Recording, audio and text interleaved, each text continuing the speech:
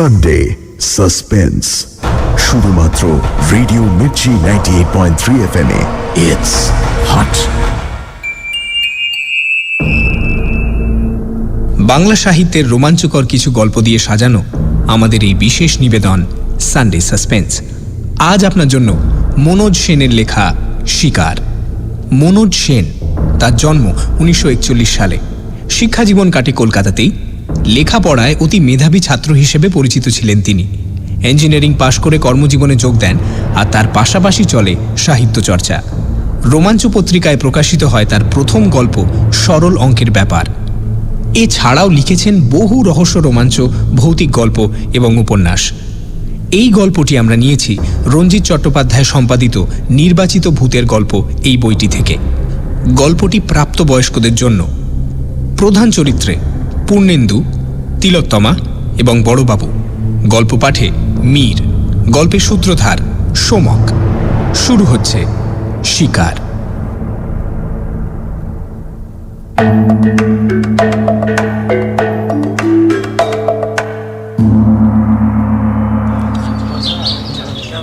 আমি ঘরে ঢুকতেই বুঝতে পারলুম কিছু একটা হয়েছে।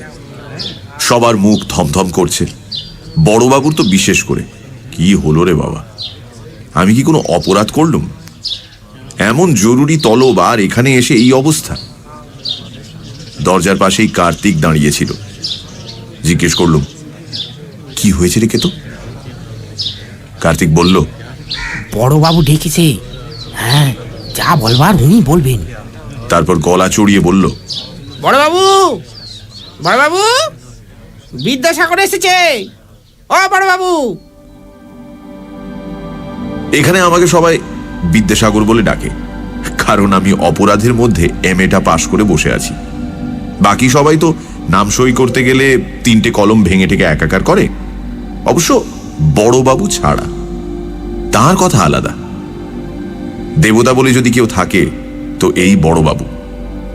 এর সঠিক নাম কি, কোথায় থাকেন তা আমরা কেউই জানি না, আমাদের জানবার কথাও নয়। তবে যেখানেই থাকুন সেটা যে স্বর্গ তাতে সন্দেহ নেই। দেবতাদের তো অসংখ্য নাম থাকে, এরও আছে। এসব নিয়ে মাথা আমরা ঘামাই নে, ঘামালে মাথাটা খোয়া যাবার সম্ভাবনাই বেশি। তবে এটুকু জানি, এরকম মানুষ ভূভারতে আর নেই। আমাদের সবাইকে উনি কেবল জীবন দিয়েছেন বললে কম বলা হয়। বলা উচিত বাঁচার মতো করে বাঁচতে শিখিয়েছেন। বিয়ে পাশ করে রাস্তায় রাস্তায় ঘুরে বেড়াচ্ছিলাম। একটা কুলির কাজ পেলে বর্তে যাই, তাও জুটছিল না। বিধবা মা আর ছোট বোনটাকে নিয়ে গড়পাড়ের ভাড়া বাড়ি থেকে উৎখাত হয়ে ভাসতে ভাসতে শেষ পর্যন্ত রাসবিহারীর ফুটপাথে। চোখের সামনে তখন অনন্ত অন্ধকার। তখন গিয়েছিলাম লেক গার্ডেন্স লেভেল ক্রসিং এ রেলে মাথা দিতে। এই কার্তিক আর দেবেন আমায় তুলে এনেছিল। বড়বাবু আশ্রয় দিয়েছিলেন। সে আজ বছর 6 আগেকার কথা। তারপর বোনের ভালো বিয়ে দিলাম। মা মারা গেলে ধুমধাম করে শ্রাদ্ধ করলাম। এখন ভাবছি সল্ট লেকে জমি কিনে একটা বাড়ি করব। তাই বলছিলাম আর কি, বড়বাবু মানুষ নন, দেবতা।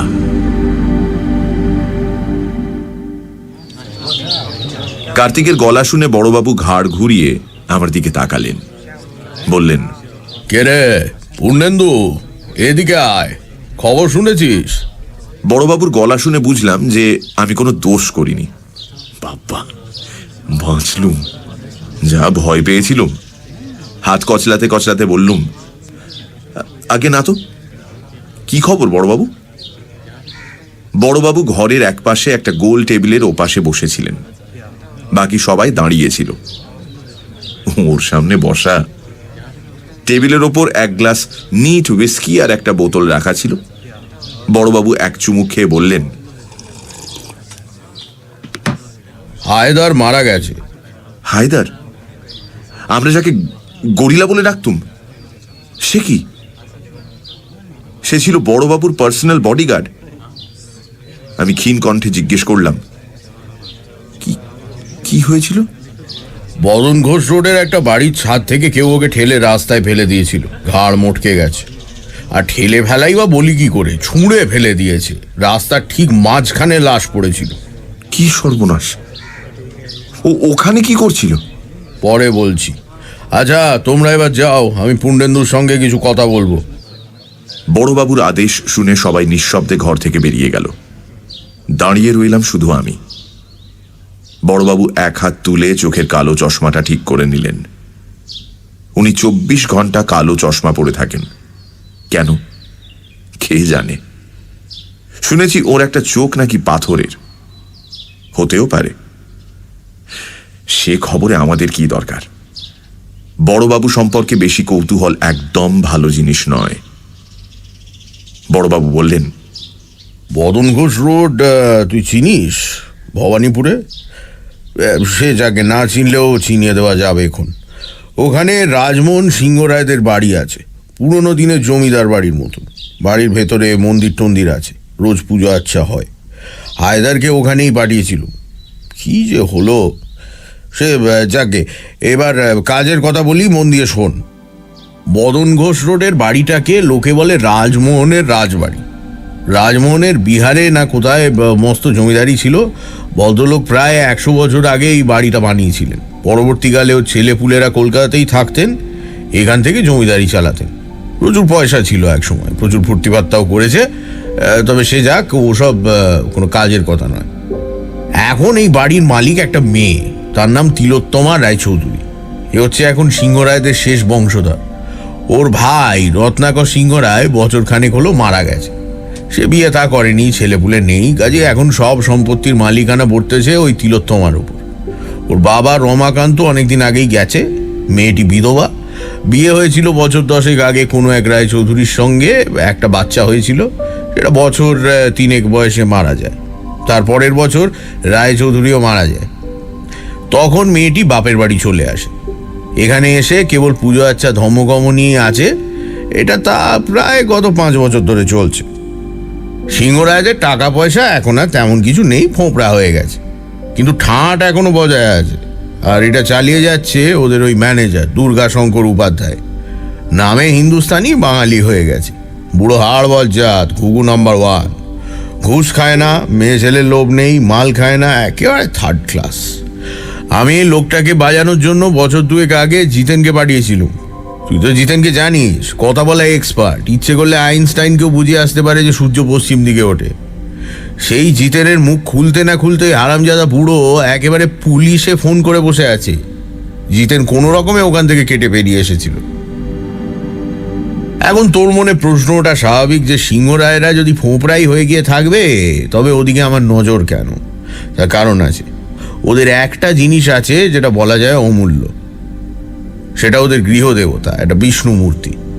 এই মূর্তিটা থাকে বাড়ির ভেতরে, কখনো বাইরে আসে না। বাইরের মন্দিরের যে বিষ্ণু মূর্তি, সেটা এই মূর্তিটার হুবহু নকল, কিন্তু নকলই। বাইরেরটা পাথরের, আসলটা অষ্টধাতু। বাইরের মূর্তিটার যেসব গয়নাগাটি আছে সেসব ঝুটো। আসলটায় যে কি আছে তা বলে দিতে হবে না। তার চেয়েও বড় হচ্ছে মূর্তিটার বুকে একটা প্রকাণ্ড পদ্মরাগ মণি ফিট করা আছে, যেটাকে বলে কৌস্তব মণি। আমার নজর ওই মূর্তিটার দিকে। আখতারুজ্জামান এই খবরটা দিয়েছিল বছর 3 আগে। সেই সময় রত্নাকর সিংহ রায় নাকি গোপনে এক জার্মান সাহেবের সঙ্গে দর কষাকষি করছিল ওটা বেচে দেওয়ার জন্য। সেটা আখতার জানতে পারে, তখন সে আমার কাছে আসে। আজ রত্নাকর বা আখতার কেউই বেঁচে নেই। আমি ছাড়া এটার খবর আর বোধহয় কেউ জানে না। তবে আমার বিশ্বাস মূর্তিটা বের করে দিতে পারলে ঘরে 20 লাখ টাকা উঠবে মিনিমাম। চেপে চুপে ধরতে পারলে 40 পর্যন্ত উঠতে পারে। আমি হায়দারকে পাঠিয়েছিলাম মালটা ওঠানোর জন্য। ও বাড়ির একটা ঠিকে ঝিকে তুলে এনে কলকাতায় সে বলে দিল যে মাল কোথায় আছে। দোতলার ওপর কর্তামশাইয়ের ঘর, সেখানে দেওয়ালের মধ্যে গাঁথা সিন্ধুকের মতো মন্দির। বন্ধ করলে সিন্ধুক, খুললে মন্দির। সেখানেই গৃহদেবতার অবস্থান। তুই তো জানিস হায়দার ছিল কলকাতা কেন সারা দেশের 1 নম্বর গব্বাবাজ, যাকে ইংরেজিতে বলে ক্যাট বাগলার। অত বড় শরীরটা নিয়ে যে কোনো বাড়ির খাড়া দেওয়াল বেয়ে টিকটিকির মতো উঠে যেতে পারতো। 10 তলার ওপর কার নিচে বেয়ে হাঁটাচলা করতো, যেন ময়দানে হাওয়া খাচ্ছে। তার পক্ষে দোতলার ওপরে একটা ঘরে ঢুকে ঘুমের ওষুধ স্প্রে করে একটা সিন্দুক ভেঙে মাল বের করে আনা কোনো ব্যাপারই ছিল না। অথচ কিসের থেকে কি হয়ে গেল, হ্যাঁ? ওই বাড়ির যে 3টে দারোয়ান আছে তাদের 7 দিনেই হায়দারকে কাবু করা, তার মানে অনেকগুলো লোক ওখানে হায়দারের জন্য অপেক্ষা করছিল। ও ঢুকতেই সবাই মিলে ওকে কবজা করে ছাদ থেকে নিয়ে গিয়ে ছুঁড়ে ফেলেছে। কিন্তু প্রশ্ন হলো, লোকগুলো জানলো কি করে যে সেই দিনই হায়দার যাবে? আমি ভয়ে ভয়ে বললুম, ঠিকে ঝিটা। না না না না না, সেটাকে তো মেরে লেকের জলে ফেলে দিয়েছিলুম। ওসব সাক্ষী রাখতে আছে কখনো? খবর অন্য কেউ দিয়েছে। সে যাক গে, সে ব্যাপারে তোর মাথা ঘামানোর দরকার নেই। এখন তোকে কি করতে হবে বলি শোন। তানুক কাকে বলে জানিস? আগে সুন্দরী তরুণী বিধবা। হ্যাঁ, তোকে সেই তানুক পটাতে হবে। এই কাজে তুই এক্সপার্ট। যেখানে যতবার তোকে মেয়ে ছেলে জপাতে পাঠিয়েছি ততবার তুই সাকসেসফুল। তোর ওই ফিল্ম স্টার মার্কা চেহারা, সাহিত্য টাহিত্য নিয়ে কবি টবি কথাবার্তা যে এমন কাজে লাগবে কে ভেবেছিল? যাকে তো এখন ওই তিলোত্তমাকে গাঁথা দরকার, কারণ কর্তামশাইয়ের ঘরেই তিলোত্তমা শোয় একা, আর ওই সিন্ধুকের চাবি থাকে তিলোত্তমার আঁচলে। ওর ঘরে নানান জায়গায় খাটের পাশে, টেবিলের নিচে, আলমারির কোনায়, সুইচবোর্ডের পেছনে অ্যালার্ম বেলের সুইচ রাখা আছে। 1 সেকেন্ড সময় পেলেই কিন্তু ও সুইচ টিপে দেবে। কাজেই তিলোত্তমাকে একেবারে পেড়ে ফেলতে না পারলে চাবিটা হস্তগত করা কঠিন হবে। তাছাড়া আর একবার গব্বাবাজ পাঠাবো তারও উপায় নেই। ওই শালা উপাধ্যায় সব কটা জানলার বাইরে বিচ্ছিরি গ্রিল লাগিয়েছে, আর এমনভাবে আলো লাগিয়েছে যে ওই ঘরের জানলা দুটোর ওপর গ্রিল ভাঙার কলম নিয়ে বসলে তাকে সবাই দেখতে পাবে। আসল কথা, চাবিটা পেতে হলে ঘরের ভেতর ঢুকতে হবে এবং তিলোত্তমাকে অসহায় করে ফেলতে হবে। এখন এটাই হলো তোর টাস্ক। এবার বল, কোনো প্রশ্ন আছে?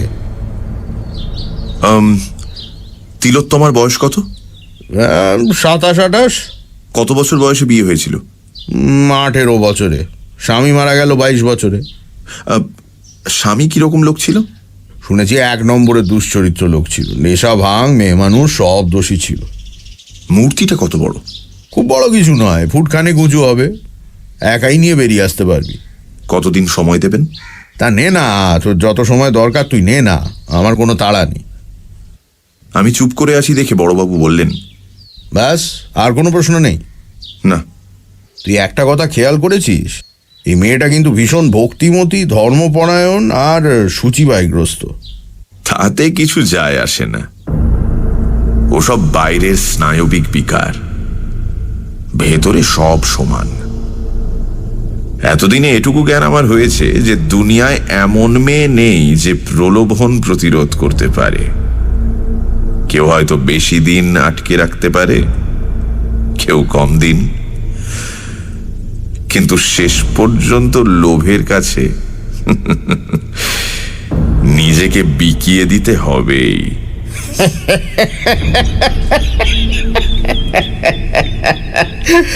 বাজি ছেলে, যা তৈরি হতে শুরু কর। তৈরি হতে মাস 4 সময় লাগলো। প্রথমে প্ল্যানটা ঠিক করা হলো। তিলোত্তমা দুঃখী মানুষ, কতটুকুই বা সুখের মুখ দেখেছে। অতএব আর একজন দুঃখী লোকের প্রতি তার সহানুভূতি চট করে জাগবে, এটাই স্বাভাবিক। এবার সেই সহানুভূতির রাস্তা ধরে তার কাছে এগোতে হবে, আস্তে আস্তে, দুঃখী দুঃখী ভাবে, ভবিষ্যতের সুখের একটা আবছা ছবি আঁকতে আঁকতে ধীরে ধীরে সেই অলিক ছবিটাকে একটা সত্যিকারের রূপ দিতে হবে। অতএব প্রথমেই চুল আর দাড়ি কাটা বন্ধ করে দেওয়া গেল। যখন সেগুলো বেশ বড় হয়ে উঠল, তখন রোজ শ্যাম্পু করে করে যতদূর সম্ভব রুক্ষ করে তোলা হলো। মাস 2 খাওয়া দাওয়া প্রায় বন্ধ করে দিলাম। কাজ শুরু করার 2 দিন আগে থেকে কুমোর বাড়ির মাটি ঘষে ঘষে চুল দাড়ি এলোমেলো উস্কো খুস্কো করে ফেললাম। তারপর ছেঁড়া প্যান্ট আর শার্ট জোগাড় করে ফেললাম। আমার চেহারা দেখে তো মল্লিকা হেসে অস্থির, বললে, বাপ রে বাপ, পারো তুমি।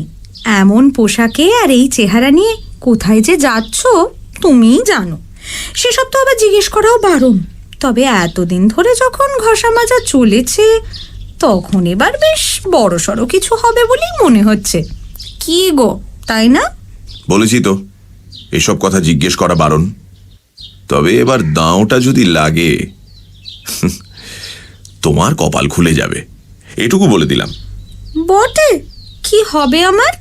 দিগঙ্গনা অ্যাপার্টমেন্টের 3 তলার ফ্ল্যাটটা তোমায় দিয়ে দেব, আমি চলে যাব সল্ট লেকে। ও, এই কেন, পছন্দ হলো না? 1200 স্কোয়ার ফুট, 2 বেডরুম। 2 বেডরুম? তবে আর কি, কি হবে আমার 2 বেডরুম দিয়ে? আচ্ছা, তুমি আমায় বিয়ে করতে পারো না? বিয়ে? তোমাকে? আমি?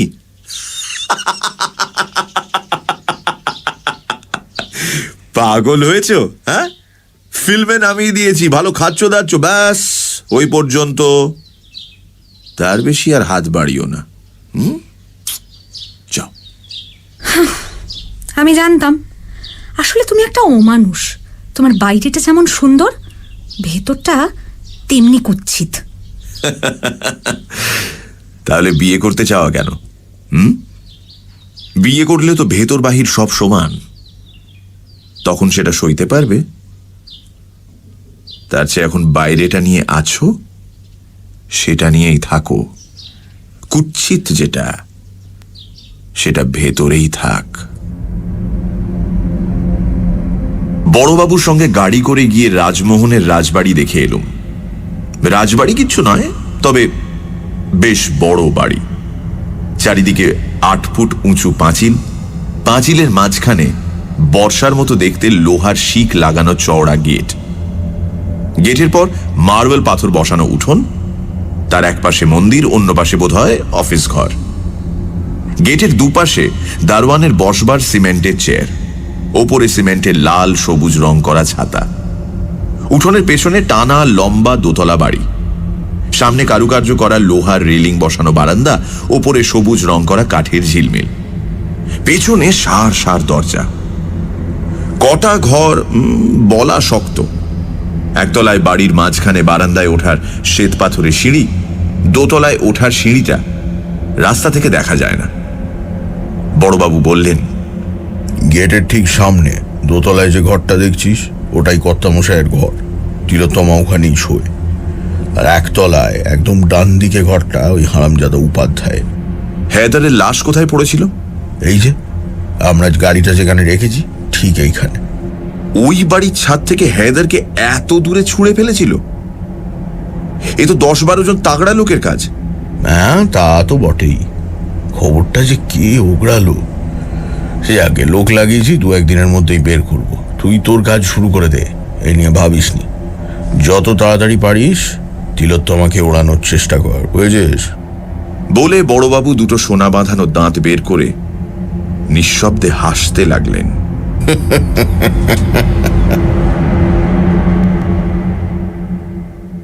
সানডে সাসপেন্স, শুধুমাত্র রেডিও মির্চি 98.3 FM এ। It's hot. গল্পের পরবর্তী অংশ ব্রেকের পর।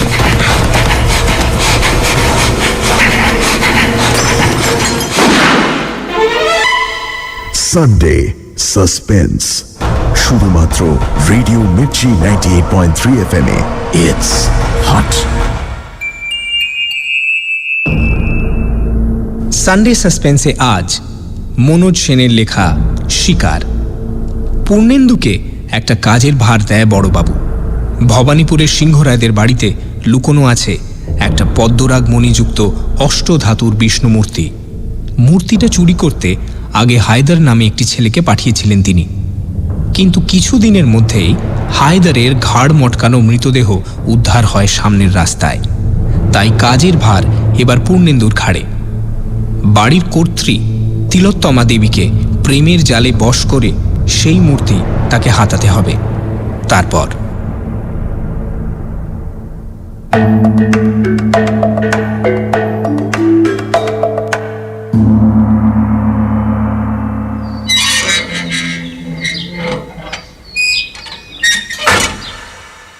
সারা রাত ফুটপাথে শুয়ে রইলুম।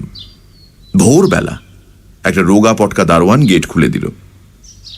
তখন দেখি 2-4 জন বুড়ো বুড়ি ফুল টুল হাতে ভেতরে যাচ্ছে। আমিও তাদের সঙ্গে সঙ্গে ভেতরে ঢুকলাম মাথা নিচু করে।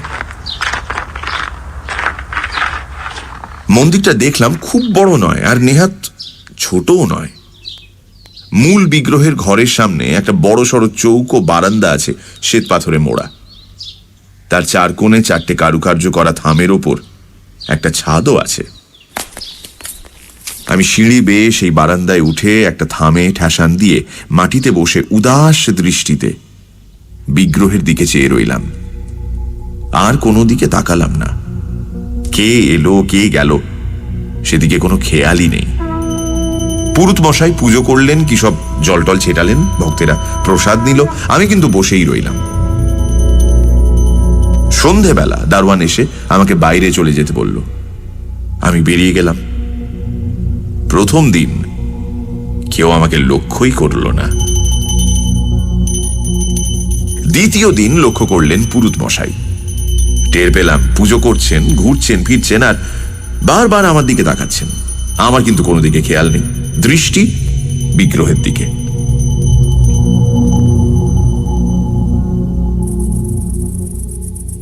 তৃতীয় দিন বিকেলবেলা পুরুত মশাই আমার সামনে এসে বসলেন। নানা প্রশ্ন, আমি কে, কোথায় থাকি, এখানে বসে আছি কেন, ইত্যাদি ইত্যাদি। আমি কোনোটারই জবাব দিলাম না। শেষে খুব করুণ সুরে শুধু বললাম,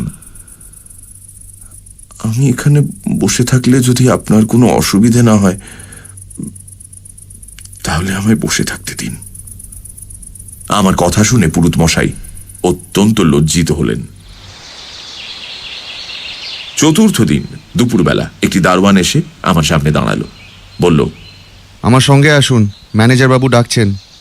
আমি দীর্ঘশ্বাস ফেলে উঠে কম্পিত পদে উঠোন পার হয়ে অফিস ঘরে গেলাম।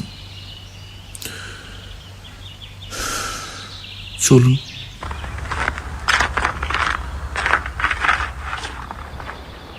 দুর্গা শঙ্কর উপাধ্যায়কে দেখে মনে হলো ম্যানেজার না হয়ে সংস্কৃতের পণ্ডিত হলে মানাতো ভালো। ফর্সা টকটকে রং, পাকা ভুরু, পাকা গোঁফ, মাথায় সামান্য কটি পাকা চুলে ঘেরা প্রকাণ্ড টাক, পরনে সাদা পাঞ্জাবি আর ধুতি। অফিস ঘরের একপাশে একটি অতি প্রাচীন টেবিলের উল্টো দিকে এক অতি প্রাচীন চেয়ারে পিঠ সোজা করে বসেছিলেন। প্রশ্ন করলেন, এই তুমি বাঙালি? আমি নিঃশব্দে ওপরে নিচে মাথা নাড়লাম। তো তুমি রোজ এখানে এসে বসে থাকো কেন? হ্যাঁ, কে তুমি, কি চাও? আমার নাম পূর্ণেন্দু ভট্টাচার্য। আমি এই পর্যন্ত বলে মাথা ঘুরে অজ্ঞান হয়ে মেঝের ওপর পড়ে গেলাম। সময় জানি না, তবে অনেকক্ষণ বাদে জ্ঞান ফেরার পর বললাম, আমি এসব খাবার খাবো? অফিস ঘরের একটা চেয়ারে আমি তখন বসে, চুল দাড়ি তখনও ভিজে। আমার সামনে টেবিলের উপর ভাত আর পঞ্চব্যঞ্জন। আমার সামনে দাঁড়িয়ে উপাধ্যায় আর কয়েকজন কর্মচারী। উপাধ্যায় বললেন, হ্যাঁ, সব খাবে। ডাক্তারবাবু বললেন 3-4 দিন নাকি তোমার খাওয়া হয়নি। আমি নিঃশব্দে কিছুক্ষণ কাঁদলাম।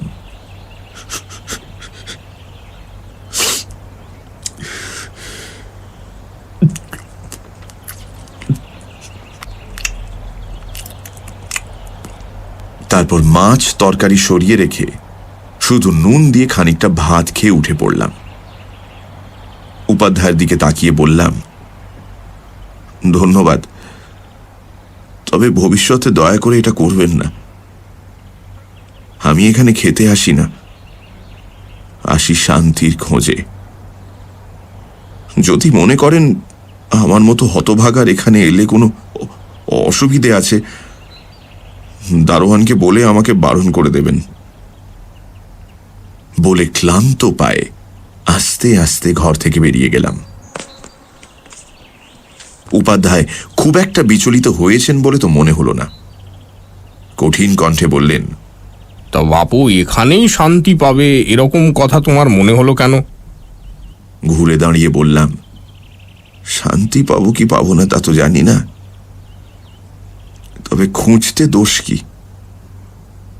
বহু জায়গাতেই তো খুঁজলাম, পাইনি তো। তবে হ্যাঁ, আপনাদের পুরুত মশাইয়ের সংস্কৃত উচ্চারণ বড় খারাপ, খুব কানে লাগে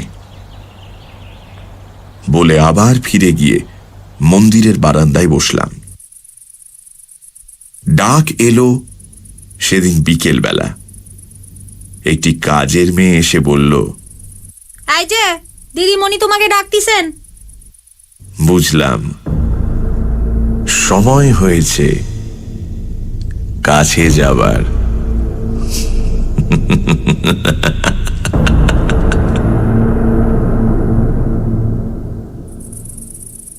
আমাকে যেখানে নিয়ে যাওয়া হলো সেটা মূল বাড়িটার একতলায় একটা অফিস ঘর, মানধাতার আমলের মোটা মোটা ফার্নিচার দিয়ে সাজানো। এটাই ছিল কর্তামশাইদের পার্সোনাল অফিস। ঘরটার একপাশে একটা অতিকায় সেক্রেটারিয়েট টেবিল, তারই সামনে দাঁড়িয়েছিল তিলোত্তমা, আমার শিকার।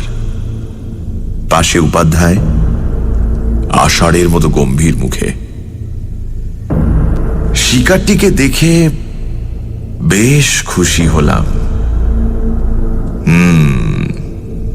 শিকার হওয়ায় তো এমনি, সুন্দরী তো বটেই, কিন্তু কি ব্যক্তিত্ব! কেবল শুভ্র বসনে বা গায়ের রঙে নয়, তপক্লিষ্ট মুখ, ঘন কালো চোখ বা রক্তিম ঠোঁট ঘিরে জলজল করছে একটা শান্ত, দৃঢ় এবং দুর্ভেদ্য জ্যোতি। লম্বা শরীরে সামান্য মেয়েদের ছোঁয়া লেগেছে, কিন্তু তাতে ক্ষতি হয়নি। এমন শিকার না হলে খেলায় আনন্দ কোথায়? বড়বাবুর অত হাসির কারণটা বুঝলাম। তার প্রিয় শিষ্য আমি ওই পাথর কঠিন সৌন্দর্যটা ছিঁড়ে ছিঁড়ে টুকরো টুকরো করছি, সে দৃশ্য কল্পনা করেই ওনার অত পুলক হয়েছিল।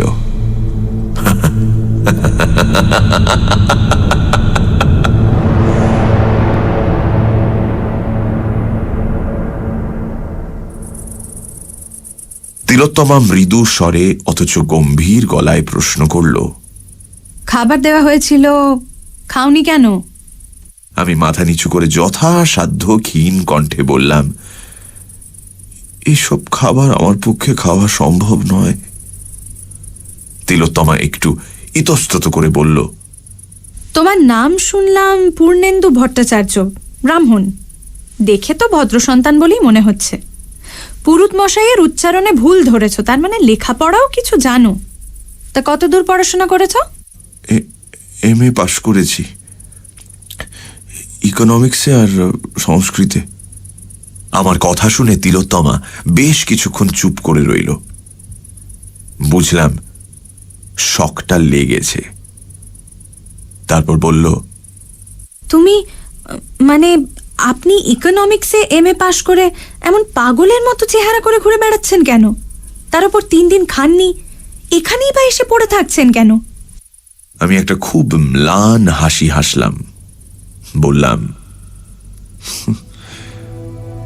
আপনার প্রথম প্রশ্নের উত্তর আমার পাগল হয়ে যেতে আর বেশি বাকি নেই। দ্বিতীয় প্রশ্নের উত্তর, আমি 7 দিন খাইনি। আর তৃতীয় প্রশ্নের উত্তর হচ্ছে, আমার মতো অভাগা বিশ্বস্রষ্টার মন্দিরে আসে একটু শান্তির জন্য, অথচ যেখানেই যাই সেখানেই বড় গোলমাল, বড় ঠেলাঠেলি, বড্ড নোংরামি। এই একটা মন্দির যেখানে চেঁচামেচি নেই, দর কষাকষি নেই, তপবনের মতো এ জায়গাটা গম্ভীর, সংযত, উদার।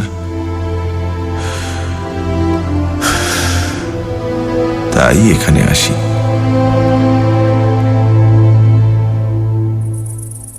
চট করে চোখ তুলে দেখে নিলাম তিলোত্তমার মুখের রেখাগুলো নরম হয়ে এসেছে। হতেই হবে। আবার একটু চুপ করে থেকে বলল, কি হয়েছে আপনার? আমি আবার সেই পাণ্ডুর হাসিটি দিলাম। বললাম, আপনি সেসব জেনে কি করবেন? সারা জীবন সুখে আর প্রাচুর্যের মধ্যে কাটিয়েছেন, আর আমার কপালে রুক্ষকেশী অলক্ষী অচঞ্চলা হয়ে বসেছেন। এখন শুধু দিন গুনছি কবে তিনি মরণ ফাঁসিটি টানবেন, সেদিন বাঁচব। মুক্তোর মতো দাঁত বের করে হাসল তিলোত্তমা। বলল, আপনি ভাবছেন আপনার চেয়ে দুঃখী এই পৃথিবীতে আর কেউ নেই, তাই না? আপনার এই ধারণা কিন্তু ভুল। আপনি বলুন আপনার কথা, আমি শুনব। তারপর অনেক অনুরোধ উপরোধ ইত্যাদির পর আমার জীবন কাহিনীটি বললাম। আহা, কি কাহিনী! হিন্দি সিনেমাওয়ালারা পেলে লুফে নিত। গল্পটা এরকম। আমার বাবা ছিলেন গরিব স্কুল টিচার, সংস্কৃতের সেকেন্ড পণ্ডিত। আমরা থাকতুম গড়পাড়ে একটা ভাঙা বাড়ির একতলায় দুটো ঘর নিয়ে। 18 বছর বয়সে যখন উচ্চ মাধ্যমিক পরীক্ষা পাশ করলুম তখন বাবা মারা গেলেন। বাড়িওয়ালা শ্রাদ্ধের পরদিন আমাদের ঘাড় ধরে বাড়ি থেকে বের করে দিলেন। এ পর্যন্ত সত্যি ঘটনা। তারপর আমি মা আর ছোট বোনকে নিয়ে গিয়ে উঠলাম মধ্য কলকাতার এক বস্তিতে।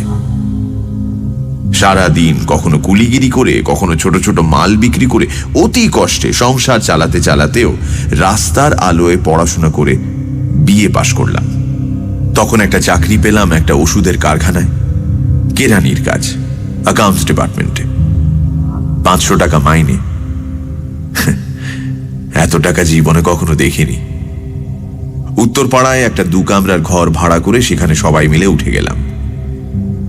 মা জোর করে ধরে বিয়ে দিয়ে দিলেন।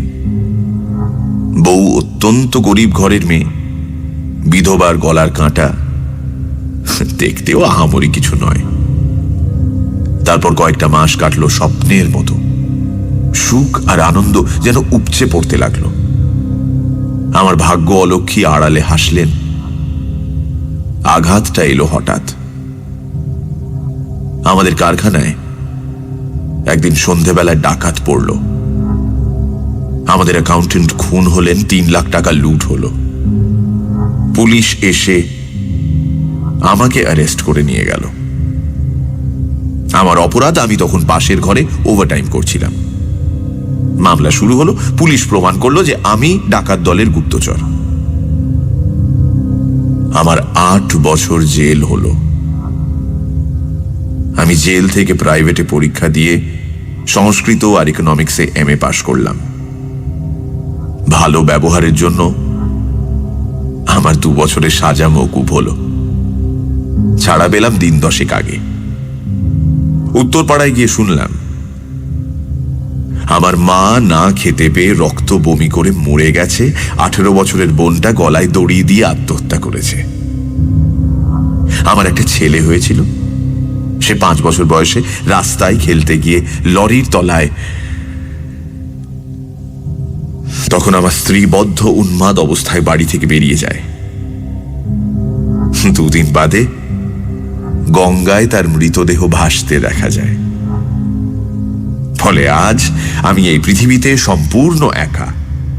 অসহ্য যন্ত্রণার স্মৃতি বুকে নিয়ে মৃত্যুর অপেক্ষা করছি। আমার জীবন শেষ হয়ে গিয়েছে।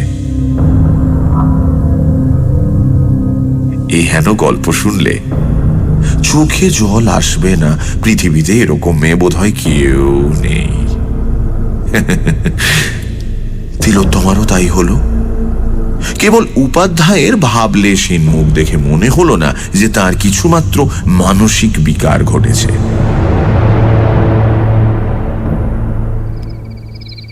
সজল কণ্ঠে তিলোত্তমা বলল, আপনার ধারণা জীবন শেষ হয়ে গেছে, তাই না? না, জীবন শেষ হয় না। প্রত্যেক দিন সকালে আমাদের নতুন জীবনের শুরু হয়। আপনারও হয় এবং হবে। জ্যাঠামশাই, মন্দির ট্রাস্টের একটা পোস্ট তো খালি আছে।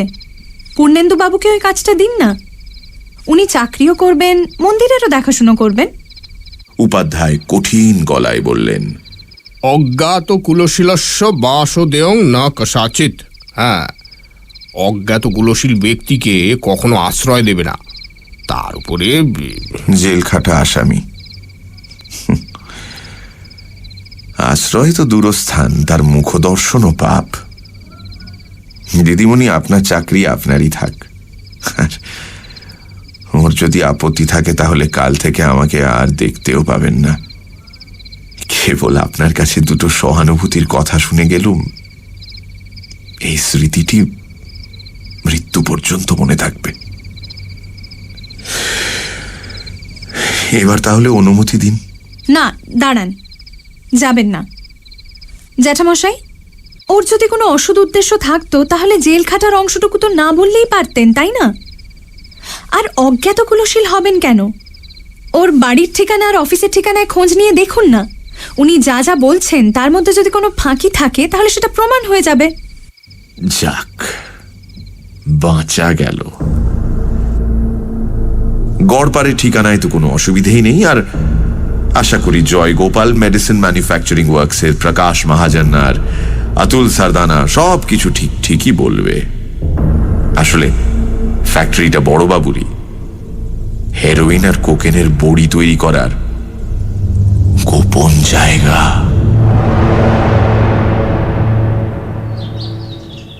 আমার বাসস্থান ঠিক হলো উপাধ্যায়ের পাশের ঘরে। আমি স্নান করে দাড়ি কামিয়ে একটা হাত কাটা গেঞ্জি আর পাজামা পরে খাটে শুয়েছিলাম খাওয়া দাওয়ার পর। 3 দিন উপোসের পর খাওয়াটা মন্দ হলো না। হঠাৎ দুজনের পায়ের আওয়াজ শুনলাম। তাড়াতাড়ি একটা সঞ্চয়িতা খুলে মুখের সামনে ধরলাম। গভীর মনোযোগ। দরজা খোলাই ছিল। পর্দা সরিয়ে প্রথমে ঘরে ঢুকলেন উপাধ্যায়, তার পেছনে তিলোত্তমা। আমি যেন হঠাৎ টের পেলাম, এইরকম ভাব করে বইটা তক্তপোষের ওপর ফেলে তাড়াতাড়ি উঠে দাঁড়ালাম। তিলোত্তমা এক নজরে বইটা দেখল, তারপর আমার দিকে তাকালো। এক মুহূর্তের জন্য হলেও ওর চোখ দুটো বিস্ফারিত হয়ে উঠল। সে চোখে বিস্ময় এবং আরো একটা কিছু। বিকেলবেলা নোংরা ছেঁড়া জামা কাপড় পরা, উস্কো খুস্কো চুল দাড়িওয়ালা পাগলের মতো চেহারার লোকটার ভেতর থেকে যে এরকম একটা কিছু বেরিয়ে আসতে পারে, সেটা যে সে ভাবতেই পারেনি, সে বিষয়ে আমার কোনো সন্দেহ নেই। আমাদের দুজনের চোখ সেই এক মুহূর্তের জন্যে আটকে গেল। তারপরেই চোখ নামিয়ে তিলোত্তমা জিজ্ঞেস করল, আপনার কোনো অসুবিধে হচ্ছে না তো? আমি যেন ওর গলায় একটা অতি ক্ষীণ কম্পন শুনতে পেলাম। আমিও প্রবল বিনয়ের সঙ্গে বলে উঠলাম, না দিদিমণি, কিচ্ছু না। উপাধ্যায় মশাই ভাড়ার থেকে জামা কাপড় দিয়েছেন, খাওয়াও খুব ভালো হয়েছে। আমি কাল থেকে কাজ শুরু করব। ভালো বলে হঠাৎ ঘুরে তিলোত্তমা ঘর থেকে বেরিয়ে গেল। পেছন পেছন আষাঢ়ের মতো মুখ করে গেলেন উপাধ্যায়। পায়ের শব্দ শুনে বুঝলাম দুজনে গিয়ে ঢুকলেন পাশের ঘরে। দেয়ালে কান লাগিয়ে শুনলাম তিলোত্তমা বলছে, আহা, আপনি মিছি মিছি ভয় করছেন জ্যাঠামশাই। আমি তো লোকটির কোনো বদমতলব দেখতে পাচ্ছি না। যা হোক, আপনি খোঁজ খবর তো নিন। আর তাছাড়া ভুলে যাচ্ছেন কেন যে আমার কোনো বিপদ হতেই পারে না? তোমার এই অদ্ভুত ধারণাটা আমি ভুলে যাওয়ারই চেষ্টা করি মা। তিলোত্তমা হেসে উঠল। সেই হাসির শব্দ বুকে নিয়ে আমি খুশি খুশি মনে ঘুমোতে গেলাম। কেবল একটা কথা খচখচ করতে লাগলো, তিলোত্তমার কোনো ক্ষতি হতে পারে না কেন? এই কথার অর্থ কি? সানডে সাসপেন্স, শুধুমাত্র রেডিও মির্চি 98.3 FM এ। It's hot. গল্পের পরবর্তী অংশ ব্রেকের পর।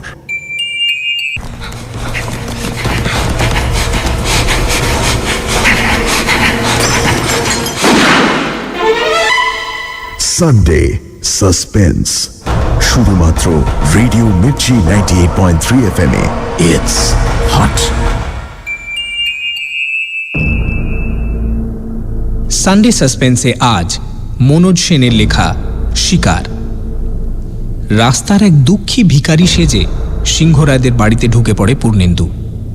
নানা মিথ্যে কথা এবং অভিনয়ের ছলে খুঁজে পায় তিলোত্তমা দেবীর সহানুভূতি।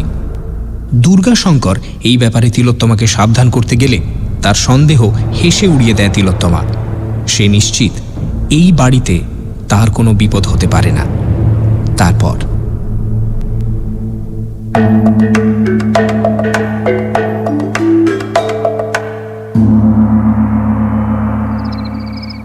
এরপর দুদিন আমি শুধু অফিস আর ঘর, ঘর আর অফিস করলাম।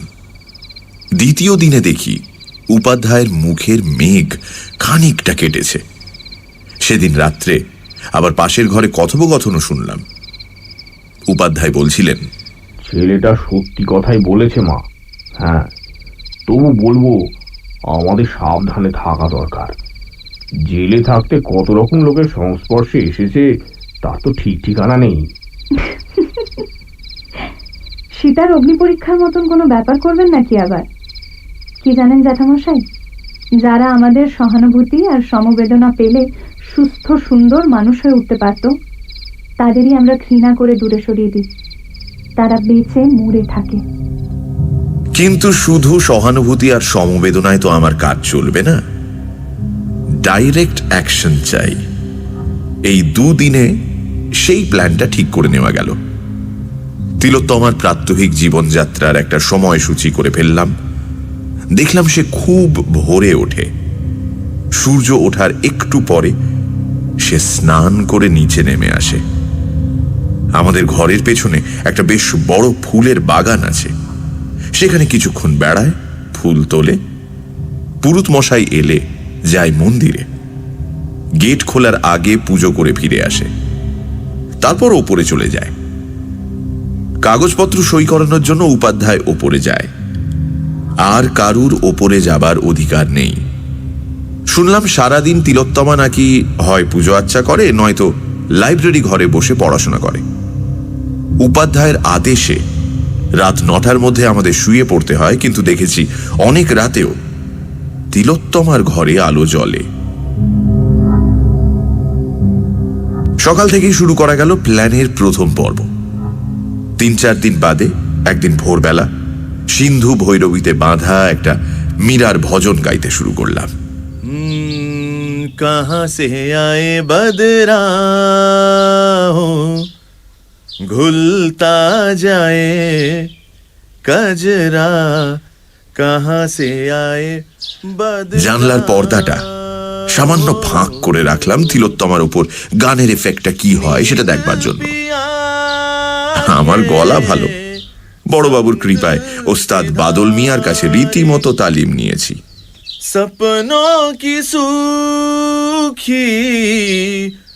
দেখলাম গান শুরু হতেই তিলোত্তমা একবার এদিক ওদিক তাকিয়ে দেখে নিল গানটা কোত্থেকে আসছে। তারপর যেন ওর বেড়ানোয় একটা ছন্দপতন ঘটল। একটু ইতস্তত ঘুরলো, 2-1 ফুল গাছের সামনে দাঁড়ালো, তারপর একটা বকুল গাছের নিচে একটা বেদির ওপর মাথা নিচু করে বসে পড়ল।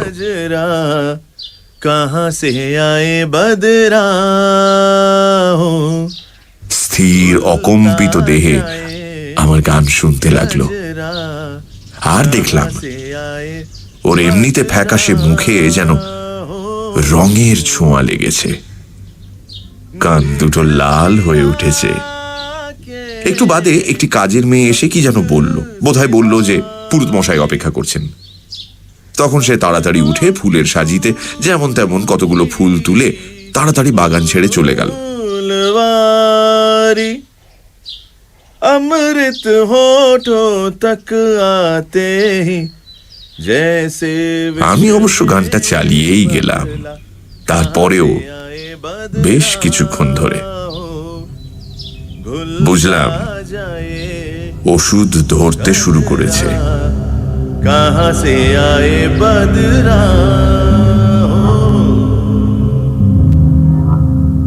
এরপর 4-5 দিন এই গানই চলল। কখনো আহির ভৈরব, কখনো ললিত, কখনো বা বিভাস। রোজই সেই এক দৃশ্য, বকুল গাছের নিচে শ্বেত পাথরের মূর্তির মতো তিলোত্তমা। ভাগ্যিস রোজ এই সময় উপাধ্যায় গঙ্গা স্নানে যান। তিনি থাকলে যে কি হতো কে জানে। এরপর প্ল্যানের দ্বিতীয় পর্ব, দূরত্বটা সরিয়ে দিয়ে কাছাকাছি আসার প্রচেষ্টা। মালিদের সঙ্গে কথা বলাই ছিল। একদিন কাক ভরে উপাধ্যায় গঙ্গা স্নানে বেরিয়ে যাওয়ার সঙ্গে সঙ্গে আমি একটা খাকি শর্টস পরে খালি গায়ে একটা কোদাল কাঁধে বাগানে বেরিয়ে গেলাম আর মাটি কোপাতে শুরু করলাম।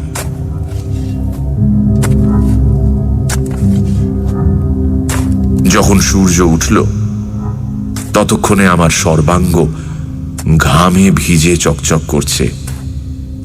সবকটা মাসল অবলীলায় খেলে বেড়াচ্ছে। তিলোত্তমার আসার পথের দিকে পেছন করে আমি এক মনে মাটি কোপাতে লাগলাম।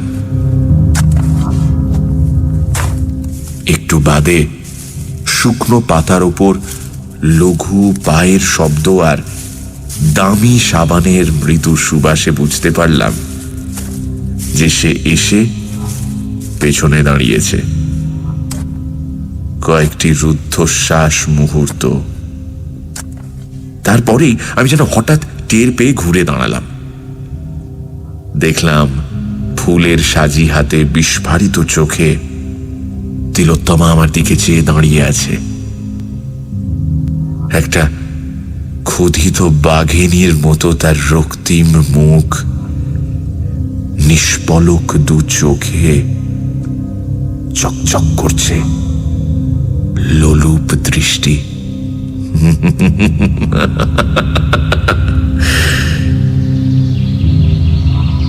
আমি খুব অল্প সময় সেই দৃশ্যটা উপভোগ করে বলে উঠলাম, আরে দিদিমণি, আপনি কখন এলেন? দেখিনি তো। আমার প্রশ্নের জবাব পেলাম না। তিলোত্তমার চটকা ভেঙে একটু কাঁপা কাঁপা গলায় বলল,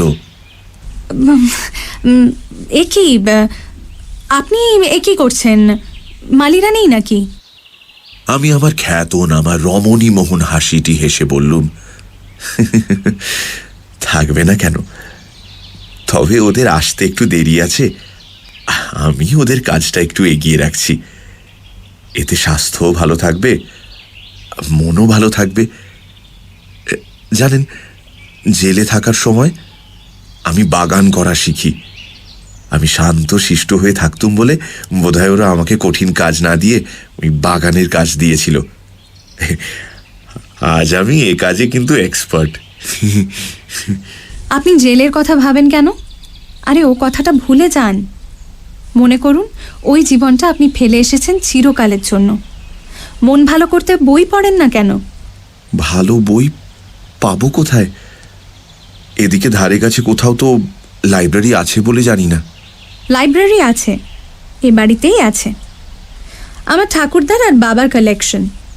আমার পুজো হয়ে গেলে ওপরে যাব যখন, তখন আসবেন, আপনাকে দেখিয়ে দেব। আপনি যত খুশি বই ওখান থেকে নিয়ে পড়ুন, কিন্তু এসব কাজ করবেন না।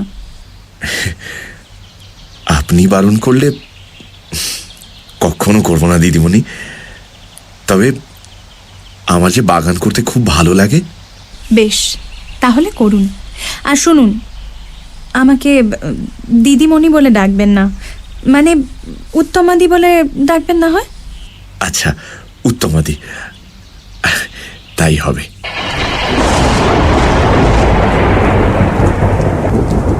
সেদিন সারাদিন আমি ওপরে যাবার কোনো চেষ্টাই করলাম না। বিকেলের দিকে নামলো তুমুল বৃষ্টি। কালিদাস বলেছেন, মেঘ দেখলে যিনি সুখী ব্যক্তি তিনিও উদাস হয়ে পড়েন। কথাটা দেখলাম সত্যি। হঠাৎ উপাধ্যায় মশাই কি যে হলো, আমাকে ডেকে বললেন, ওহে, এই যে পূর্ণেন্দু, শুনলাম নাকি তুমি খুব ভালো গান গাও। হ্যাঁ, তা একটা বর্ষার গান শোনাও না। হ্যাঁ, আমি তো তৎক্ষণাৎ রাজি। বারান্দায় বসে ধরলুম মিয়া কি মলহার। ऐसी लागी लगन मीरा हो गई मगन वो तो गली गली हरि गुण गाने लगी। চোখ বুজে গান গাইছিলাম। মাঝে একবার চট করে চোখ খুলে দেখে নিলাম সামনের উঠোনে দোতলার দরজার আলো এসে পড়েছে, আর তার মধ্যে রেলিং ধরে দাঁড়িয়ে থাকা একটি নারী মূর্তির ছায়া। আর দেখার দরকার ছিল না। তৎক্ষণাৎ চোখ বন্ধ করে ফেললাম।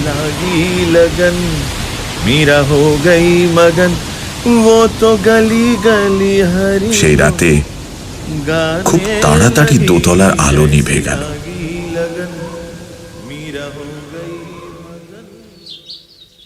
তার পরদিন দেখি উপাধ্যায়ের মুড খুব ভালো। হেসে ছাড়া কথাই বলছেন না। অফিসের বাকি দুজন কেরানিকে আমার গানের খুব প্রশংসা করলেন। এর মধ্যে বিকেল বেলা তিলোত্তমার কাজের মেয়েটি অফিস ঘরে এসে আমায় বলল, আরে তোমাকে দিদিমণি ডাকতেছেন গো, এক্ষুনি একবার উপরে যাও। আমি উঠে দাঁড়ালাম। তৎক্ষণাৎ ঘরের মধ্যে বজ্র নির্ঘোষ শুনলাম, দাঁড়াও, আমিও তোমার সঙ্গে যাব। তাকিয়ে দেখি উপাধ্যায়ের মুখে আবার আষাঢ়ের মেঘ, তবে এবারেরটা আরো ঘন। আমরা দুজনে একসঙ্গে দোতলায় উঠলাম। দেখি লম্বা বারান্দার এক প্রান্তে একটা দরজার সামনে তিলোত্তমা দাঁড়িয়ে রয়েছে। আমাদের দেখে সুন্দর মিষ্টি হেসে বলল, হে কি জ্যাঠামশাই, আপনাকেও ডেকে নিয়ে এলো নাকি? আষাঢ়ের মেঘের ভেতর থেকে গুরুগম্ভীর স্বর বেরুল, না, আমি নিজেই এসেছি। আপনার কোনো দরকার নেই জ্যাঠামশাই, আপনি নিচে যান। আমি পূর্ণেন্দু বাবুকে ওপরে ডেকেছি বাবার লাইব্রেরিটা দেখাবো বলে। বলে দরজাটা খুলে আমাকে বলল, আসুন পূর্ণেন্দু বাবু। উপাধ্যায় আর এগুতে গিয়েও এগোলেন না। একটা বাচ্চা ছেলের মতো রাগী আর অভিমানী মুখ করে এক জায়গায় দাঁড়িয়ে রইলেন। লাইব্রেরিটা সত্যিই দেখবার মতো। তিলোত্তমা চঞ্চল পায়ে ঘুরে ঘুরে দেখাতে লাগলো, এদিকটা আসুন। ওর গলার স্বরে কথা বলার গাম্ভীর্যের বদলে কোথায় যেন একটা চাপল্যের ছোঁয়া লাগলো। এমনকি একটা বই আলমারি থেকে নামিয়ে সেটা খুলে আমাকে, এটা দেখুন দেখুন দেখুন দেখুন, এই লেখাটা দেখুন বলে যখন ডাকলো, আমি ওর ঘাড়ের উপর দিয়ে বইটা দেখার ছলে ঘনিষ্ঠ হয়ে কাছে এগিয়ে গেলেও সে কিন্তু সরে গেল না। আবার দেখলাম মুখের রক্তাভা, আর তার সঙ্গে বুকের ঘন ঘন ওঠা পড়া।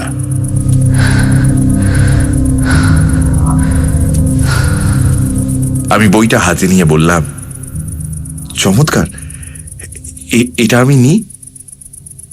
তিলোত্তমা ঘাড় কাত করলো, কিন্তু কোনো শব্দ করল না। আমি ঘর থেকে বেরিয়ে এলাম। দেখি উপাধ্যায় এক জায়গায় একভাবে দাঁড়িয়ে আছেন। উনি আমার হাতের বইটা আর চোখে দেখলেন। তারপর আমরা দুজনে একসঙ্গে নিচে নেমে গেলাম।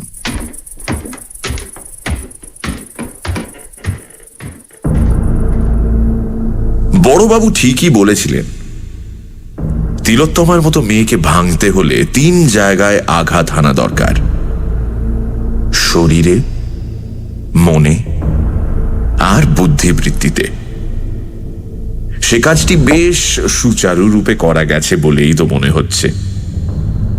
ওই শুভ্র, কঠিন আর পবিত্র মূর্তিটা দিব্যি নড়বড়ে হয়ে এসেছে। এবার একটা ঠেলা দিলেই হুড়মুড় করে মুখ থুবড়ে পড়বে তাতে কোনো সন্দেহ নেই। তবু আরো কিছু সংবাদ সংগ্রহ করা দরকার। সাবধানের মার নেই তো। সেই কারণে পরদিন সকালে বাগানে তিলোত্তমার পাশাপাশি হাঁটতে হাঁটতে জিজ্ঞেস করলাম, আপনি যে একেবারে একা দোতলায় থাকেন, আপনার ভয় করে না? ভয় করবে কেন? নিচেই তো আপনারা আছেন। তাছাড়া আমার মনে হয় ঘরের মধ্যে একটি কাজের মেয়েকে নিয়ে শোয়াচ্ছে একা শোয়া অনেক বেশি নিরাপদ। তা হলেও একটা দারোয়ান যদি বারান্দায় শুয়ে থাকতো। কোনো দরকার নেই। তাছাড়া দোতলায় কেউ শুতে চায় না, ওদের নাকি ভয় করে। খুব সাহস আপনার না? খুব। বলে এমন ভাবে হাত নাড়ল যে সেই হাত আমার নগ্ন বুকের ওপর দিয়ে যেন ওর অজান্তেই বুলিয়ে গেল। এরপর প্রায় 1 মাস ধরে চলল আমার গান, সকালে একসঙ্গে বাগানে বেড়ানো, লাইব্রেরির বই এনে পড়া। আমি দোতলায় যাই বিকেলবেলা, যখন অনেক সময় তিলোত্তমা সেখানে থাকে না। ধীরে ধীরে উপাধ্যায়ের মুখের মেঘ আবার কেটে যেতে লাগলো, কারণ বাহ্যত তিলোত্তমা আর আমার মধ্যে প্রভু ভৃত্যের সম্পর্ক, আর সেরকম দূরত্বই তিনি দেখতে লাগলেন। অথচ তার চোখের আড়ালে আমাদের ঘনিষ্ঠতা যে বেড়েই যাচ্ছে সে কথা তিনি বুঝতেই পারলেন না।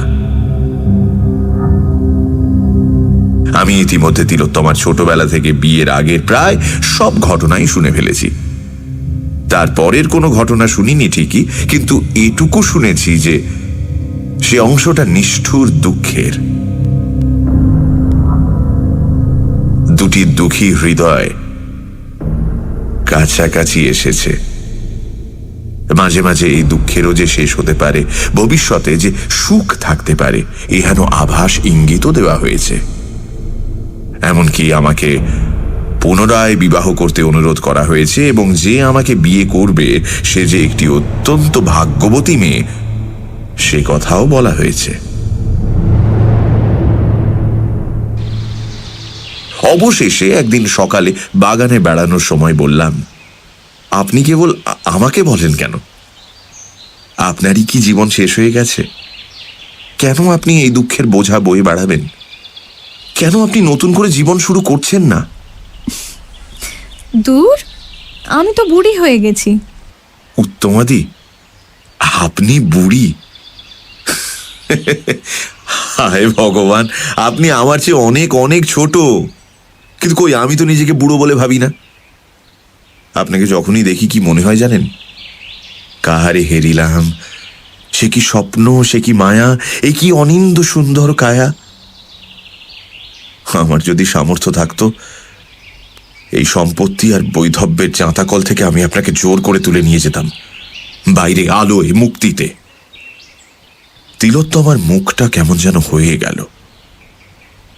চাপা গলায় বলল, কে বলেছে তোমার সামর্থ্য নেই? বলি হঠাৎ দ্রুত চঞ্চল পায়ে মন্দিরের দিকে চলে গেল।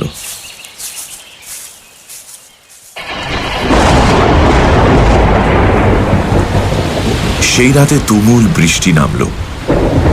ঘন ঘন বাজ পড়ার শব্দে চারদিক যেন কেঁপে উঠতে লাগলো। আমরা তাড়াতাড়ি খেয়ে নিলাম, তাড়াতাড়ি শুয়েও পড়লাম। একটু বাদে দেয়ালে কান লাগিয়ে শুনি উপাধ্যায় মশাইয়ের প্রবল নাক ডাকা শুরু হয়ে গেছে।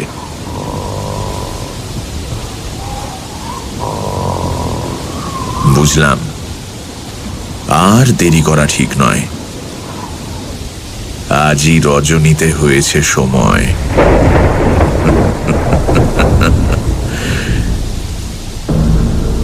তৈরি হতে বেশিক্ষণ লাগলো না। পাজামার তলায় এক পায়ের সঙ্গে ইলাস্টিক ব্যান্ড দিয়ে বেঁধে নিলাম একটা লিকলিকে ছুরি, স্টিলেটো। অন্য পায়ে বাঁধলুম একটা ক্লিপ ড্যাগার।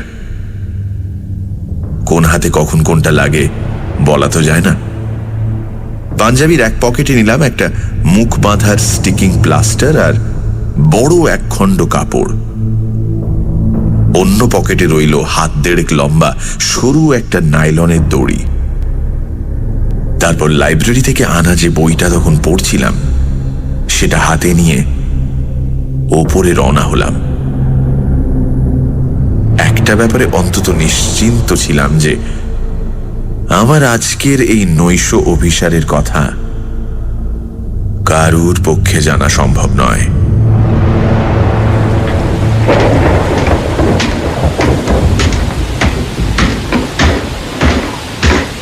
দোতলায় উঠে দেখি তিলোত্তমার ঘরে তখনও আলো জ্বলছে, দরজা বন্ধ। ভালোই হলো। আমি পা টিপে টিপে ওর ঘরটা পার হয়ে লাইব্রেরি ঘরের দরজাটা ইচ্ছে করে একটু শব্দ করে খুলে ভেতরে ঢুকলাম আর আলোটা জ্বালিয়ে দিলাম। তার একটু পরেই তিলোত্তমার ঘরের দরজা খোলার শব্দ পেলাম। তৎক্ষণাৎ আমি পেছন ফিরে বইটা আলমারিতে রাখতে ব্যস্ত হয়ে পড়লাম। তার প্রায় সঙ্গে সঙ্গে তিলোত্তমা দরজায় এসে দাঁড়ালো। আমাকে দেখে কাঁপা কাঁপা গলায় বলল, এ কি তুমি? মানে আপনি এত রাতে? বইটা রাখতে এসেছিলাম উত্তমাদি। আমি কাল ভোরে এই বাড়ি ছেড়ে চলে যাচ্ছি। তিলোত্তমা দুপা ভেতরে ঢুকে এলো, বলল, সে কি? কেন? আমি ভীষণ পাপ করেছি উত্তমাদি। যিনি আমাকে মৃত্যুর মুখ থেকে তুলে এনেছেন, আশ্রয় দিয়েছেন, সমবেদনা আর সহানুভূতি দিয়ে আমার দুঃখ মেটাবার চেষ্টা করেছেন, আমি তার সম্পর্কে কুচিন্তা করেছি। এ বাড়িতে তারপর আমার আর থাকার অধিকার নেই। নরকেও স্থান হবে না আমার। তিলোত্তমা আরো দুপা এগিয়ে আমার বুকের সামনে এসে দাঁড়ালো। মৃদু হেসে বলল, কুচিন্তা করেছ আমার সম্পর্কে? বলো না, কি চিন্তা করেছ? বলো না। না না উত্তমাদি, সে কথা আমি বলতে পারবো না। উত্তমাদি নয়, বলো তিলোত্তমা।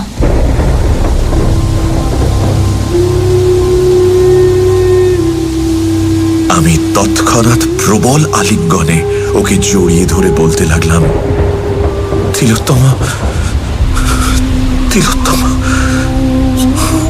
তিলোত্তমা। কিন্তু আমার মনে তখন একটা সমস্যা। এই অবস্থায় আমি এক্ষুনি তিলোত্তমাকে খুন করে ফেলতে পারি, একটা শব্দও করার সুযোগ পাবে না। তারপর চাবিটা হস্তগত করা কোনো ব্যাপারই না।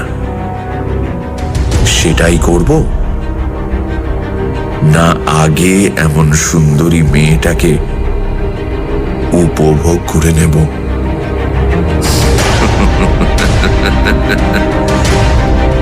তারপর না হয় মারব, নাকি হাত পা মুখ বেঁধে ফেলে রেখে যাব যাতে সকালে এসে সবাই সেই অবস্থায় ওকে দেখতে পায়।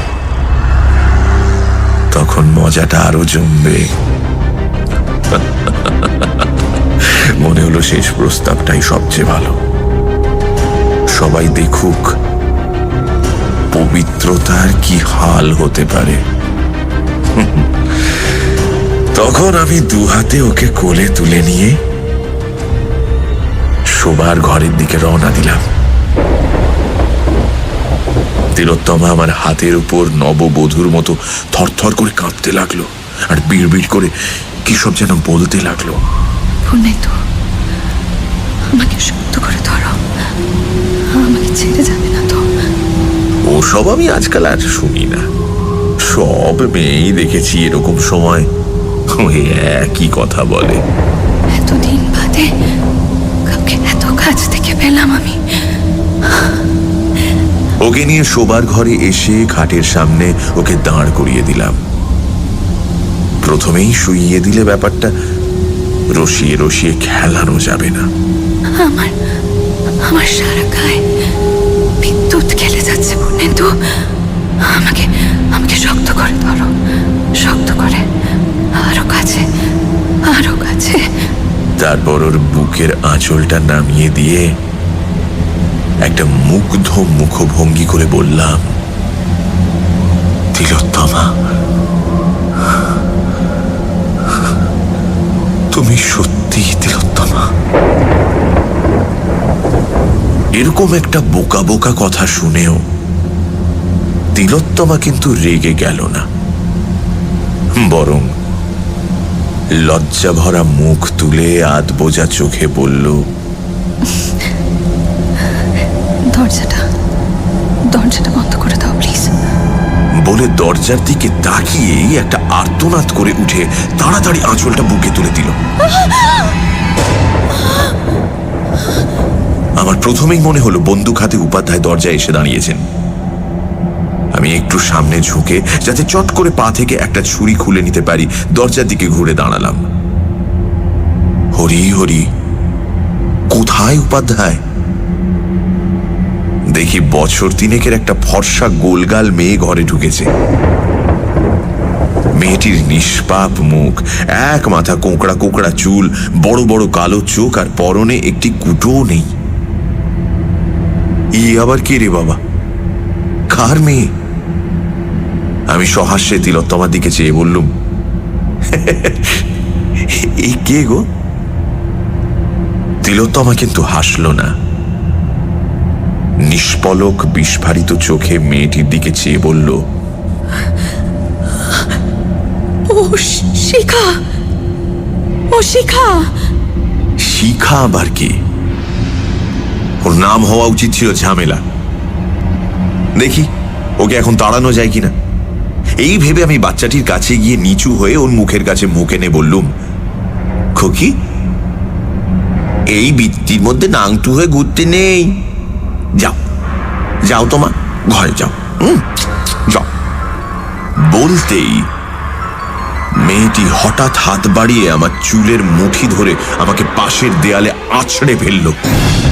ব্যাপারটা এমন আচম্বিতে হলো যে আমার মুখ থেকে একটা শব্দ বেরোলো না। আমার মাথা ঝনঝন করে উঠল। আমি স্তম্ভিত বিস্ময়ে অনড় হয়ে পড়ে রইলুম।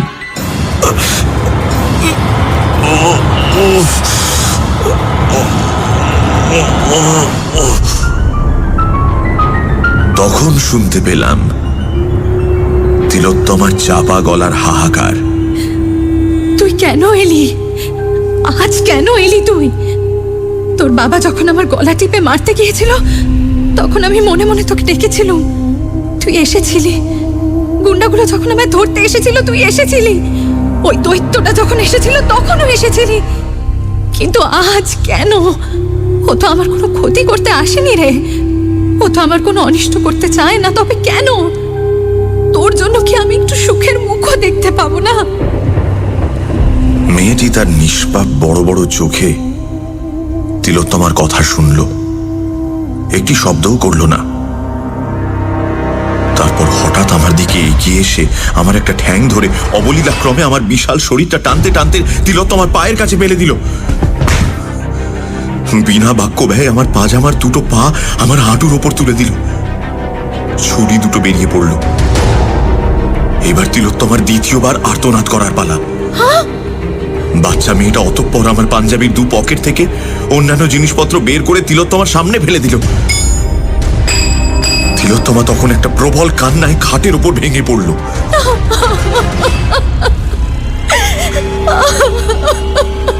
আমি দেখলাম এটাই শেষ সুযোগ। কোন রকমে একটু খাড়া হয়ে বসে বিদ্যুৎ বেগে স্টিলেটোটা টেনে নিয়ে বাচ্চাটার গলা লক্ষ্য করে চালালাম। সেটা যেন আগে থেকেই তার জানা ছিল। সে চট করে আমার কবজিটা ধরে এমন একটা মোচড় দিল যে আমি অসহ্য যন্ত্রণা।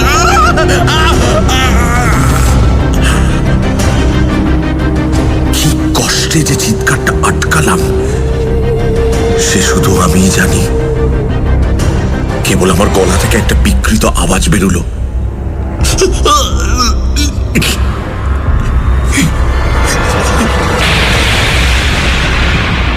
এটা কে তিলোত্তমা? এটা কে? ততক্ষণে বাচ্চাটা আমাকে দরজার দিকে টানতে টানতে নিয়ে যাচ্ছে, তারই মধ্যে শুনতে পেলাম আমার প্রশ্নের উত্তর। ও আমার মেয়ে শিখা। তিলোত্তমার মেয়ে? সে কোথায় ছিল এতদিন? আমার চিন্তা সব জট পাকিয়ে যাচ্ছে, আমার নাক মুখ দিয়ে যেন আগুন বেরোচ্ছে। আমাকে কোথায় নিয়ে যাচ্ছে, আমাকে কোথায় নিয়ে যাচ্ছে? দরজার সামনে দাঁড় করানো, বাইরে বিদ্যুৎ চমকাচ্ছে, আমার সর্বাঙ্গে অসহ্য যন্ত্রণা।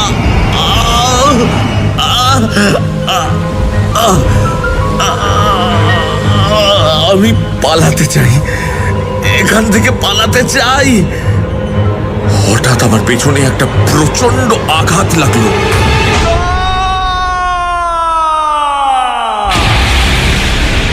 মনে হলো যেন 10টা ঘোড়ার লাথি একসঙ্গে এসে পড়লো।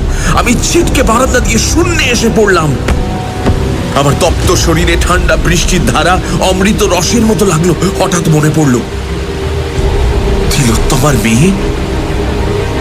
বড়বাবু তো বলেছিলেন সে প্রায় 7 বছর আগে মারা গেছে। বড়বাবু তো মিথ্যে কথা বলেন না। বড়বাবু দেবতা, বড়বাবু দেবতা, বড়বাবু দেবতা। নিচের জলে ভেজা পিচের রাস্তাটা বিদ্যুৎ বেগে আমার দিকে উঠে আসছে। ওখানেই হায়দার পড়েছিল না? আমিও সশব্দে ওখানেই গিয়ে পড়লাম। মট করে আমার ঘাড়টা ভেঙে গেল।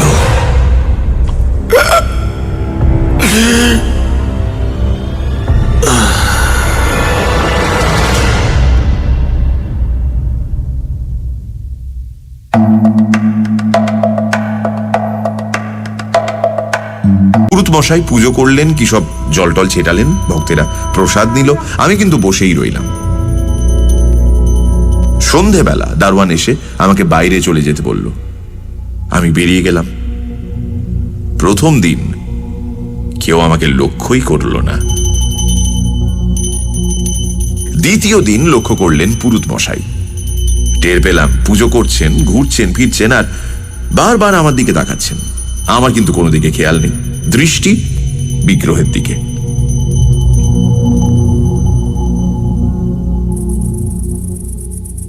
তৃতীয় দিন বিকেলবেলা পুরুত মশাই আমার সামনে এসে বসলেন। নানা প্রশ্ন, আমি কে, কোথায় থাকি, এখানে বসে আছি কেন, ইত্যাদি ইত্যাদি। আমি কোনোটারই জবাব দিলাম না। শেষে খুব করুণ সুরে শুধু বললাম, আমি এখানে বসে থাকলে যদি আপনার কোনো অসুবিধে না হয় তাহলে আমায় বসে থাকতে দিন। আমার কথা শুনে পুরুত মশাই অত্যন্ত লজ্জিত হলেন। চতুর্থ দিন দুপুরবেলা একটি দারোয়ান এসে আমার সামনে দাঁড়ালো, বলল, আমার সঙ্গে আসুন, ম্যানেজার বাবু ডাকছেন। আমি দীর্ঘশ্বাস ফেলে উঠে কম্পিত পদে উঠোন পার হয়ে অফিস ঘরে গেলাম। চলুন।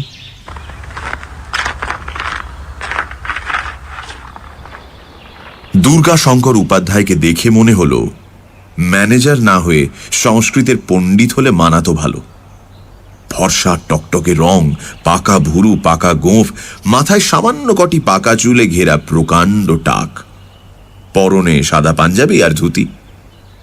অফিস ঘরের একপাশে একটি অতি প্রাচীন টেবিলের উল্টো দিকে এক অতি প্রাচীন চেয়ারে পিঠ সোজা করে বসেছিলেন। প্রশ্ন করলেন, এই তুমি বাঙালি? আমি নিঃশব্দে ওপরে নিচে মাথা নাড়লাম। তো তুমি রোজ এখানে এসে বসে থাকো কেন?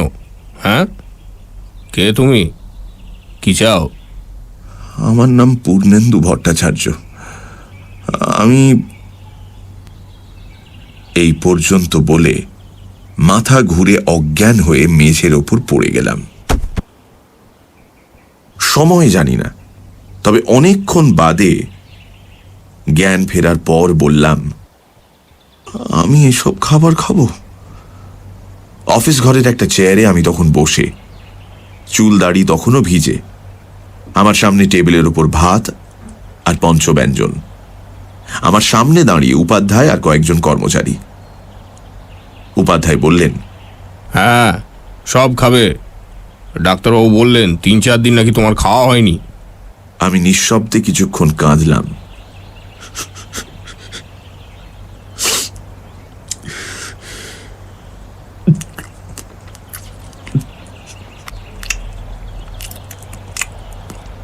তারপর মাছ তরকারি সরিয়ে রেখে শুধু নুন দিয়ে খানিকটা ভাত খেয়ে উঠে পড়লাম। উপাধ্যায়ের দিকে তাকিয়ে বললাম, ধন্যবাদ, তবে ভবিষ্যতে দয়া করে এটা করবেন না। আমি এখানে খেতে আসি না, আসি শান্তির খোঁজে। যদি মনে করেন আমার মতো হতভাগার এখানে এলে কোনো অসুবিধে আছে, দারোয়ানকে বলে আমাকে বারণ করে দেবেন। বলে ক্লান্ত পায়ে আস্তে আস্তে ঘর থেকে বেরিয়ে গেলাম। উপাধ্যায় খুব একটা বিচলিত হয়েছেন বলে তো মনে হলো না। কঠিন কণ্ঠে বললেন, তা বাপু এখানেই শান্তি পাবে এরকম কথা তোমার মনে হলো কেন? ঘুরে দাঁড়িয়ে বললাম, শান্তি পাবো কি পাবো না তা তো জানি না, তবে খুঁজতে দোষ কি? বহু জায়গাতেই তো খুঁজলাম, পাইনি তো। তবে হ্যাঁ, আপনাদের পুরুত মশাইয়ের সংস্কৃত উচ্চারণ বড় খারাপ, খুব কানে লাগে। বলে আবার ফিরে গিয়ে মন্দিরের বারান্দায় বসলাম। ডাক এলো সেদিন বিকেল বেলা। একটি কাজের মেয়ে এসে বলল, এই যে দিদিমণি তোমাকে ডাকতিছেন। বুঝলাম, সময় হয়েছে কাছে যাবার।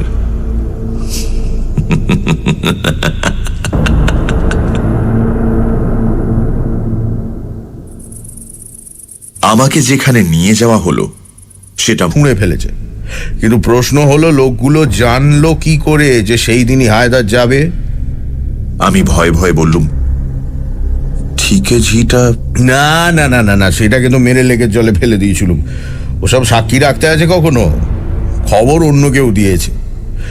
সে যাক গে, সে ব্যাপারে তোর মাথা ঘামানোর দরকার নেই। এখন তোকে কি করতে হবে বলি শোন। তানুক কাকে বলে জানিস? আগে সুন্দরী তরুণী বিধবা। হ্যাঁ, তোকে সেই তানুক পটাতে হবে। এই কাজে তুই এক্সপার্ট। যেখানে যতবার তোকে মেয়ে ছেলে জপাতে পাঠিয়েছি ততবার তুই সাকসেসফুল।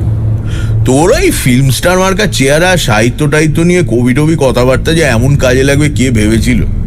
ঠিক আছে, তো এখন ওই তিলোত্তমাকে গাঁথা দরকার, কারণ কর্তামশাইয়ের ঘরেই তিলোত্তমা শোয় একা, আর ওই সিন্ধুকের চাবি থাকে তিলোত্তমা আঁচলে। ওর ঘরে নানান জায়গায়, খাটের পাশে, টেবিলের নিচে, আলমারির কোনায়, সুইচ বোর্ডের পেছনে অ্যালার্ম বেলের সুইচ রাখা আছে। 1 সেকেন্ড সময় পেলেই কিন্তু ও সুইচ টিপে দেবে। কাজেই তিলোত্তমাকে একেবারে পেড়ে ফেলতে না পারলে চাবিটা হস্তগত করা কঠিন হবে। তাছাড়া আর একবার গব্বাবাজ পাঠাবো তারও উপায় নেই। ওই শালা উপাধ্যায় সব কটা জানলার বাইরে বিচ্ছিরি গ্রিল লাগিয়েছে, আর এমনভাবে আলো লাগিয়েছে যে ওই ঘরের জানলা দুটোর ওপর গ্রিল ভাঙার কলম নিয়ে বসলে তাকে সবাই দেখতে পাবে। আসল কথা, চাবিটা পেতে হলে ঘরের ভেতর ঢুকতে হবে এবং তিলোত্তমাকে অসহায় করে ফেলতে হবে। এখন এটাই হলো তোর টাস্ক। এবার বল, কোনো প্রশ্ন আছে? তিলোত্তমার বয়স কত? 27-28। কত বছর বয়সে বিয়ে হয়েছিল? 18 বছরে। স্বামী মারা গেল 22 বছরে। স্বামী কিরকম লোক ছিল? শুনেছি 1 নম্বরের দুশ্চরিত্র লোক ছিল। নেশা, ভাঙ, মেয়ে মানুষ সব দোষী ছিল। মূর্তিটা কত বড়? খুব বড় কিছু নয়, ফুটখানেক উঁচু হবে। একাই নিয়ে বেরিয়ে আসতে পারবি। কতদিন সময় দেবেন? তা নে না, তোর যত সময় দরকার তুই নে না, আমার কোনো তাড়া নেই। আমি চুপ করে আছি দেখে বড়বাবু বললেন, ব্যাস, আর কোনো প্রশ্ন নেই? না। তুই একটা কথা খেয়াল করেছিস? এই মেয়েটা কিন্তু ভীষণ ভক্তিমতী, ধর্মপরায়ণ আর সূচিবায়গ্রস্ত। তাতে কিছু যায় আসে না, ওসব বাইরের স্নায়বিক বিকার, ভেতরে সব সমান। এতদিনে এটুকু জ্ঞান আমার হয়েছে যে দুনিয়ায় এমন মেয়ে নেই যে প্রলোভন প্রতিরোধ করতে পারে। কেউ হয়তো বেশি দিন আটকে রাখতে পারে, কেউ কম দিন, কিন্তু শেষ পর্যন্ত লোভের কাছে নিজেকে বিকিয়ে দিতে হবেই।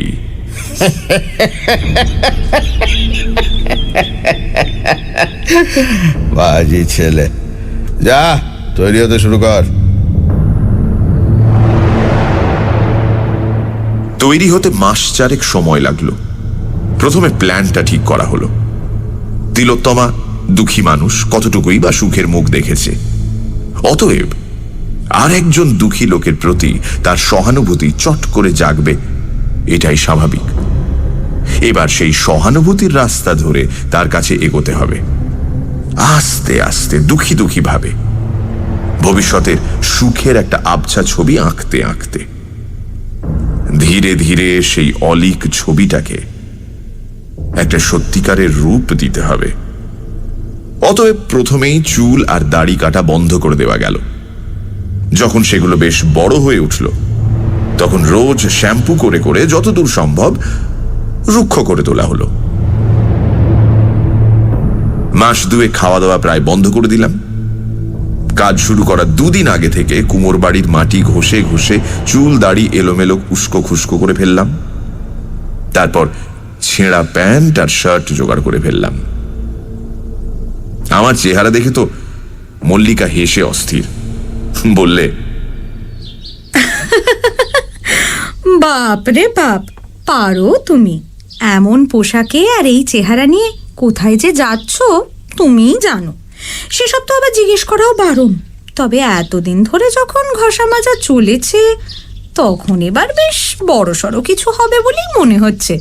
কি গো, তাই না? বলেছি তো এসব কথা জিজ্ঞেস করা বারণ। তবে এবার দাঁওটা যদি লাগে তোমার কপাল খুলে যাবে, এটুকু বলে দিলাম। বটে, কি হবে আমার?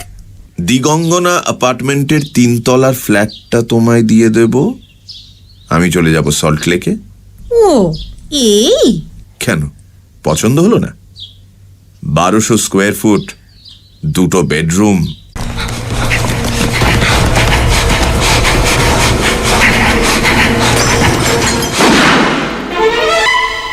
সানডে সাসপেন্স, শুধুমাত্র রেডিও মির্চি 98.3 FM এ। It's hot. বাংলা সাহিত্যের রোমাঞ্চকর কিছু গল্প দিয়ে সাজানো আমাদের এই বিশেষ নিবেদন সানডে সাসপেন্স।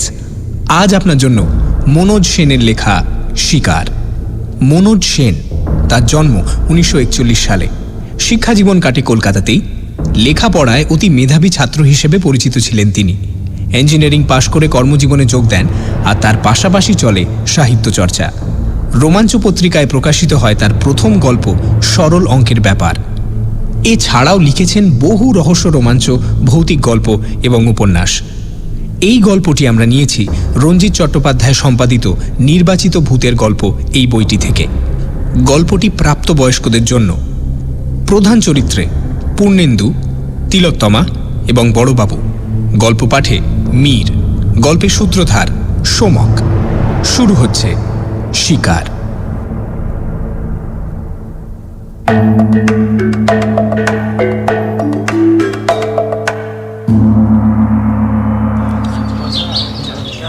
আমি ঘরে ঢুকতেই বুঝতে পারলুম কিছু একটা হয়েছে। সবার মুখ থমথম করছে, বড়বাবুর তো বিশেষ করে। কি হলো রে বাবা, আমি কি কোনো অপরাধ করলুম? এমন জরুরি তলব আর এখানে এসে এই অবস্থা। দরজার পাশেই কার্তিক দাঁড়িয়েছিল। জিজ্ঞেস করলুম, কি হয়েছে রে কেতো? কার্তিক বলল, বড়বাবু ডেকেছে। হ্যাঁ, যা বলবার উনি বলবেন। তারপর গলা চড়িয়ে বলল, বড়বাবু, বড়বাবু, বিদ্যাসাগর এসেছে। ও বড়বাবু! এখানে আমাকে সবাই বিদ্যাসাগর বলে ডাকে, কারণ আমি অপরাধের মধ্যে MA পাশ করে বসে আছি। বাকি সবাই তো নাম সই করতে গেলে 3টে কলম ভেঙে টেকে একাকার করে, অবশ্য বড়বাবু ছাড়া। তার কথা আলাদা। দেবতা বলে যদি কেউ থাকে তো এই বড়বাবু। এর সঠিক নাম কি, কোথায় থাকেন তা আমরা কেউই জানি না, আমাদের জানবার কথাও নয়। তবে যেখানেই থাকুন সেটা যে স্বর্গ তাতে সন্দেহ নেই। দেবতাদের তো অসংখ্য নাম থাকে, এরও আছে। এসব নিয়ে মাথা আমরা ঘামাইনি, ঘামালে মাথাটা খোয়া যাবার সম্ভাবনাই বেশি। তবে এটুকু জানি, এরকম মানুষ ভূভারতে আর নেই। আমাদের সবাইকে উনি কেবল জীবন দিয়েছেন বললে কম বলা হয়, বলা উচিত বাঁচার মতো করে বাঁচতে শিখিয়েছেন। বিএ পাশ করে রাস্তায় রাস্তায় ঘুরে বেড়াচ্ছিলাম। একটা কুলির কাজ পেলে বর্তে যাই, তাও জুটছিল না। বিধবা মা আর ছোট বোনটাকে নিয়ে গড়পাড়ের ভাড়া বাড়ি থেকে উৎখাত হয়ে ভাসতে ভাসতে শেষ পর্যন্ত রাসবিহারীর ফুটপাথে। চোখের সামনে তখন অনন্ত অন্ধকার। তখন গিয়েছিলুম লেক গার্ডেন্স লেভেল ক্রসিং এ রেলে মাথা দিতে। এই কার্তিক আর দেবেন আমায় তুলে এনেছিল। বড়বাবু আশ্রয় দিয়েছিলেন। সে আজ বছর 6 আগেকার কথা। তারপর বোনের ভালো বিয়ে দিলাম, মা মারা গেলে ধুমধাম করে শ্রাদ্ধ করলাম। এখন ভাবছি সল্ট লেকে জমি কিনে একটা বাড়ি করব। তাই বলছিলাম আর কি, বড়বাবু মানুষ নন, দেবতা।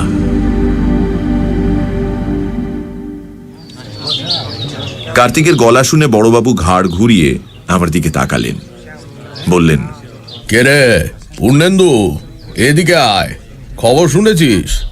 বড়বাবুর গলা শুনে বুঝলাম যে আমি কোনো দোষ করিনি। বাবা, বাঁচলুম, যা ভয় পেয়েছিলুম। হাত কচলাতে কচলাতে বললুম, আগে না তো, কি খবর বড়বাবু?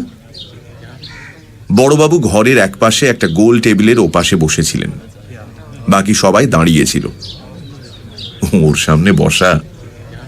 টেবিলের ওপর এক গ্লাস নিট হুইস্কি আর একটা বোতল রাখা ছিল।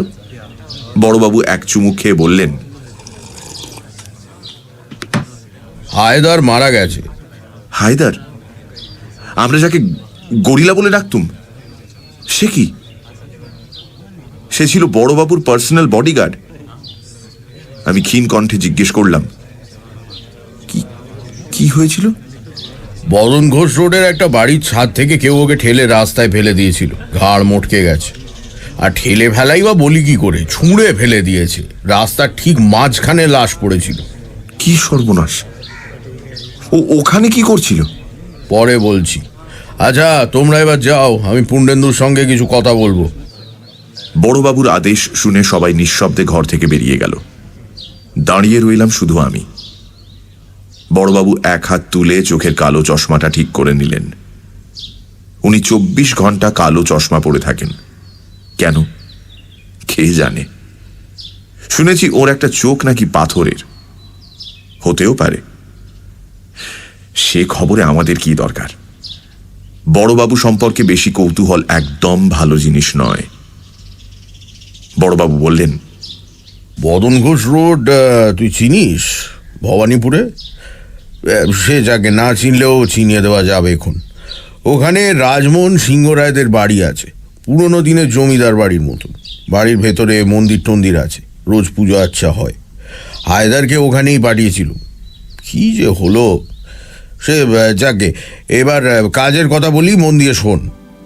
বদন ঘোষ রোডের বাড়িটাকে লোকে বলে রাজমোহনের রাজবাড়ি। রাজমোহনের বিহারে না কোথায় মস্ত জমিদারি ছিল। ভদ্রলোক প্রায় 100 বছর আগে এই বাড়িটা বানিয়েছিলেন। পরবর্তীকালে ওর ছেলেপুলেরা কলকাতাতেই থাকতেন, এখান থেকে জমিদারি চালাতেন। প্রচুর পয়সা ছিল এক সময়, প্রচুর ফুর্তিপাত্তাও করেছে। তবে সে যাক, ওসব কোনো কাজের কথা নয়। এখন এই বাড়ির মালিক একটা মেয়ে, তার নাম তিলোত্তমা রায়চৌধুরী। এ হচ্ছে এখন সিংহ রায়দের শেষ বংশধর। ওর ভাই রত্নাকর সিংহ রায় বছর খানেক হলো মারা গেছে। সে বিয়ে তা করেনি, ছেলেপুলে নেই, কাজে এখন সব সম্পত্তির মালিকানা বর্তেছে ওই তিলোত্তমার উপর। ওর বাবা রমাকান্ত অনেকদিন আগেই গেছে, মেয়েটি বিধবা। বিয়ে হয়েছিল বছর 10 আগে কোনো এক রায়চৌধুরীর সঙ্গে, একটা বাচ্চা হয়েছিল, সেটা বছর 3 বয়সে মারা যায়। তারপরের বছর রায়চৌধুরীও মারা যায়। তখন মেয়েটি বাপের বাড়ি চলে আসে। এখানে এসে কেবল পুজো আচ্ছা ধর্মকর্ম নিয়ে আছে। এটা তা প্রায় গত 5 বছর ধরে চলছে। সিংহরাজের টাকা পয়সা এখন আর তেমন কিছু নেই, ফোঁপড়া হয়ে গেছে, কিন্তু ঠাঁট এখনো বজায় আছে। আর এটা চালিয়ে যাচ্ছে ওদের ওই ম্যানেজার দুর্গাশঙ্কর উপাধ্যায়, নামে হিন্দুস্তানি, বাঙালি হয়ে গেছে, বুড়ো হাড় বজ্জাত, ঘুঘু নাম্বার 1। ঘুষ খায় না, মেয়ে ছেলের লোভ নেই, মাল খায় না, একেবারে 3rd ক্লাস। আমি লোকটাকে বাজানোর জন্য বছর 2 আগে জিতেনকে পাঠিয়েছিলাম। তুই তো জিতেনকে জানিস, কথা বলা এক্সপার্ট, ইচ্ছে করলে আইনস্টাইনকেও বুঝিয়ে আসতে পারে যে সূর্য পশ্চিম দিকে ওঠে। সেই জিতেনের মুখ খুলতে না খুলতে হারামজাদা বুড়ো একেবারে পুলিশে ফোন করে বসে আছে। জিতেন কোনো রকমে ওখান থেকে কেটে বেরিয়ে এসেছিল। এখন তোর মনে প্রশ্নটা স্বাভাবিক যে সিংহরায়রা যদি ফোঁপড়াই হয়ে গিয়ে থাকবে, তবে ওদিকে আমার নজর কেন? তার কারণ আছে। ওদের একটা জিনিস আছে যেটা বলা যায় অমূল্য, সেটা ওদের গৃহদেবতা, একটা বিষ্ণু মূর্তি। এই মূর্তিটা থাকে বাড়ির ভেতরে, কখনো বাইরে আসে না। বাইরের মন্দিরের যে বিষ্ণু মূর্তি, সেটা এই মূর্তিটার হুবহু নকল, কিন্তু নকলই। বাইরেরটা পাথরের, আসলটা অষ্টধাতু। বাইরের মূর্তিটার যেসব গয়নাগাটি আছে সেসব ঝুটো, আসলটায় যে কি আছে তা বলে দিতে হবে না। তার চেয়েও বড় হচ্ছে মূর্তিটার বুকে একটা প্রকাণ্ড পদ্মরাগ মণি ফিট করা আছে, যেটাকে বলে কৌস্তব মণি। আমার নজর ওই মূর্তিটার দিকে। আখতারুজ্জামান এই খবরটা দিয়েছিল বছর 3 আগে। সেই সময় রত্নাকর সিংহরায় নাকি গোপনে এক জার্মান সাহেবের সঙ্গে দর কষাকষি করছিল ওটা বেচে দেওয়ার জন্য। সেটা আখতার জানতে পারে, তখন সে আমার কাছে আসে। আজ রত্নাকর বা আখতার কেউই বেঁচে নেই, আমি ছাড়া এটার খবর আর বোধহয় কেউ জানে না। তবে আমার বিশ্বাস মূর্তিটা বের করে দিতে পারলে ঘরে 20 লাখ টাকা উঠবে মিনিমাম। চেপে চুপে ধরতে পারলে 40 পর্যন্ত উঠতে পারে। আমি হায়দারকে পাঠিয়েছিলাম মালটা ওঠানোর জন্য। ও বাড়ির একটা ঠিকে ছিকে তুলে এনে কলকাতায় সে বলে দিল যে মাল কোথায় আছে।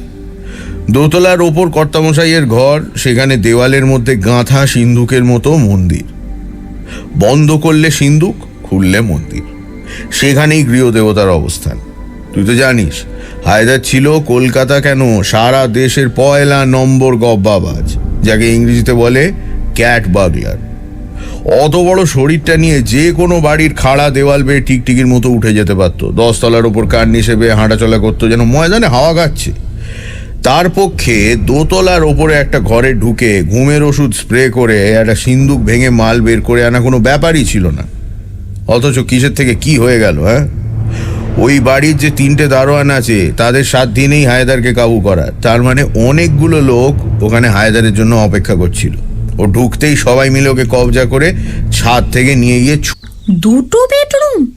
তবে আর কি, কি হবে আমার 2টো বেডরুম দিয়ে? আচ্ছা, তুমি আমায় বিয়ে করতে পারো না? বিয়ে? তোমাকে? আমি?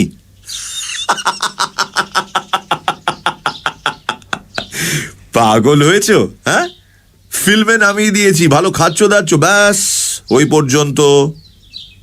তার বেশি আর হাত বাড়িও না। যাও। আমি জানতাম। আসলে তুমি একটা অমানুষ।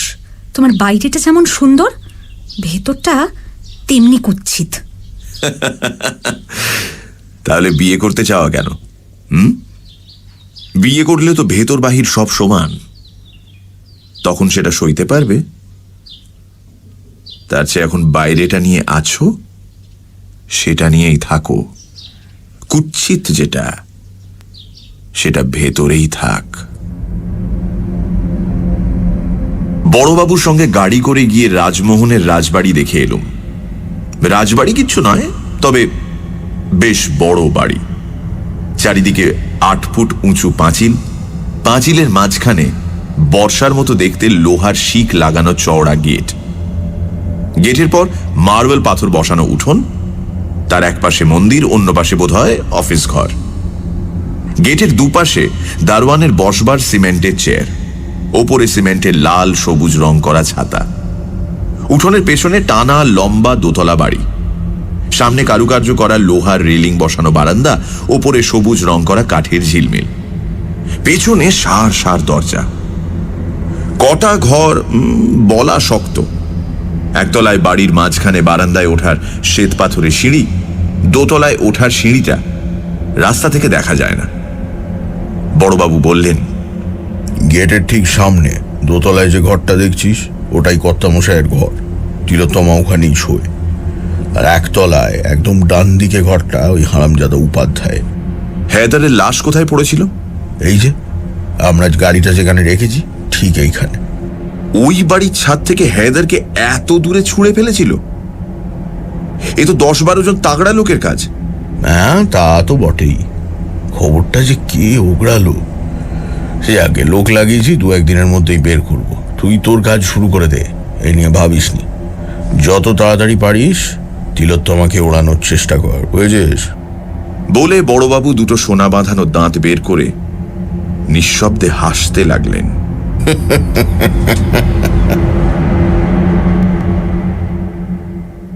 সানডে সাসপেন্স, শুধুমাত্র রেডিও মির্চি 98.3 FM এ। It's hot. গল্পের পরবর্তী অংশ ব্রেকের পর।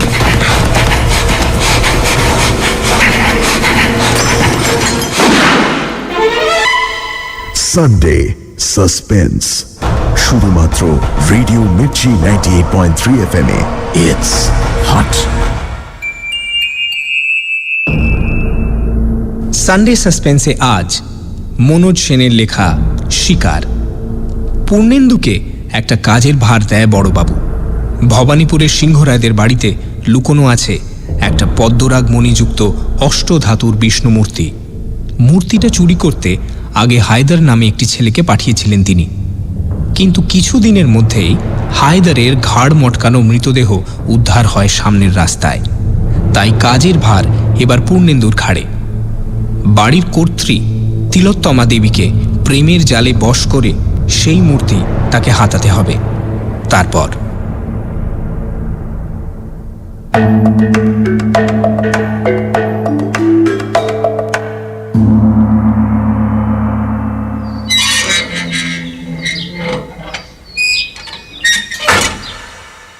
সারা রাত ফুটপাথে শুয়ে রইলুম। ভোরবেলা একটা রোগা পটকা দারোয়ান গেট খুলে দিল। তখন দেখি 2-4 জন বুড়ো বুড়ি ফুল টুল হাতে ভেতরে যাচ্ছে। আমিও তাদের সঙ্গে সঙ্গে ভেতরে ঢুকলাম মাথা নিচু করে। মন্দিরটা দেখলাম খুব বড় নয়, আর নেহাত ছোটও নয়। মূল বিগ্রহের ঘরের সামনে একটা বড় সড়ো চৌকো বারান্দা আছে, শ্বেত পাথরে মোড়া। তার 4 কোণে 4টে কারুকার্য করা থামের ওপর একটা ছাদও আছে। আমি সিঁড়ি বেয়ে সেই বারান্দায় উঠে একটা থামে ঠেসান দিয়ে মাটিতে বসে উদাস দৃষ্টিতে বিগ্রহের দিকে চেয়ে রইলাম। আর কোনো দিকে তাকালাম না। কে এলো কে গেল সেদিকে কোনো খেয়ালই নেই।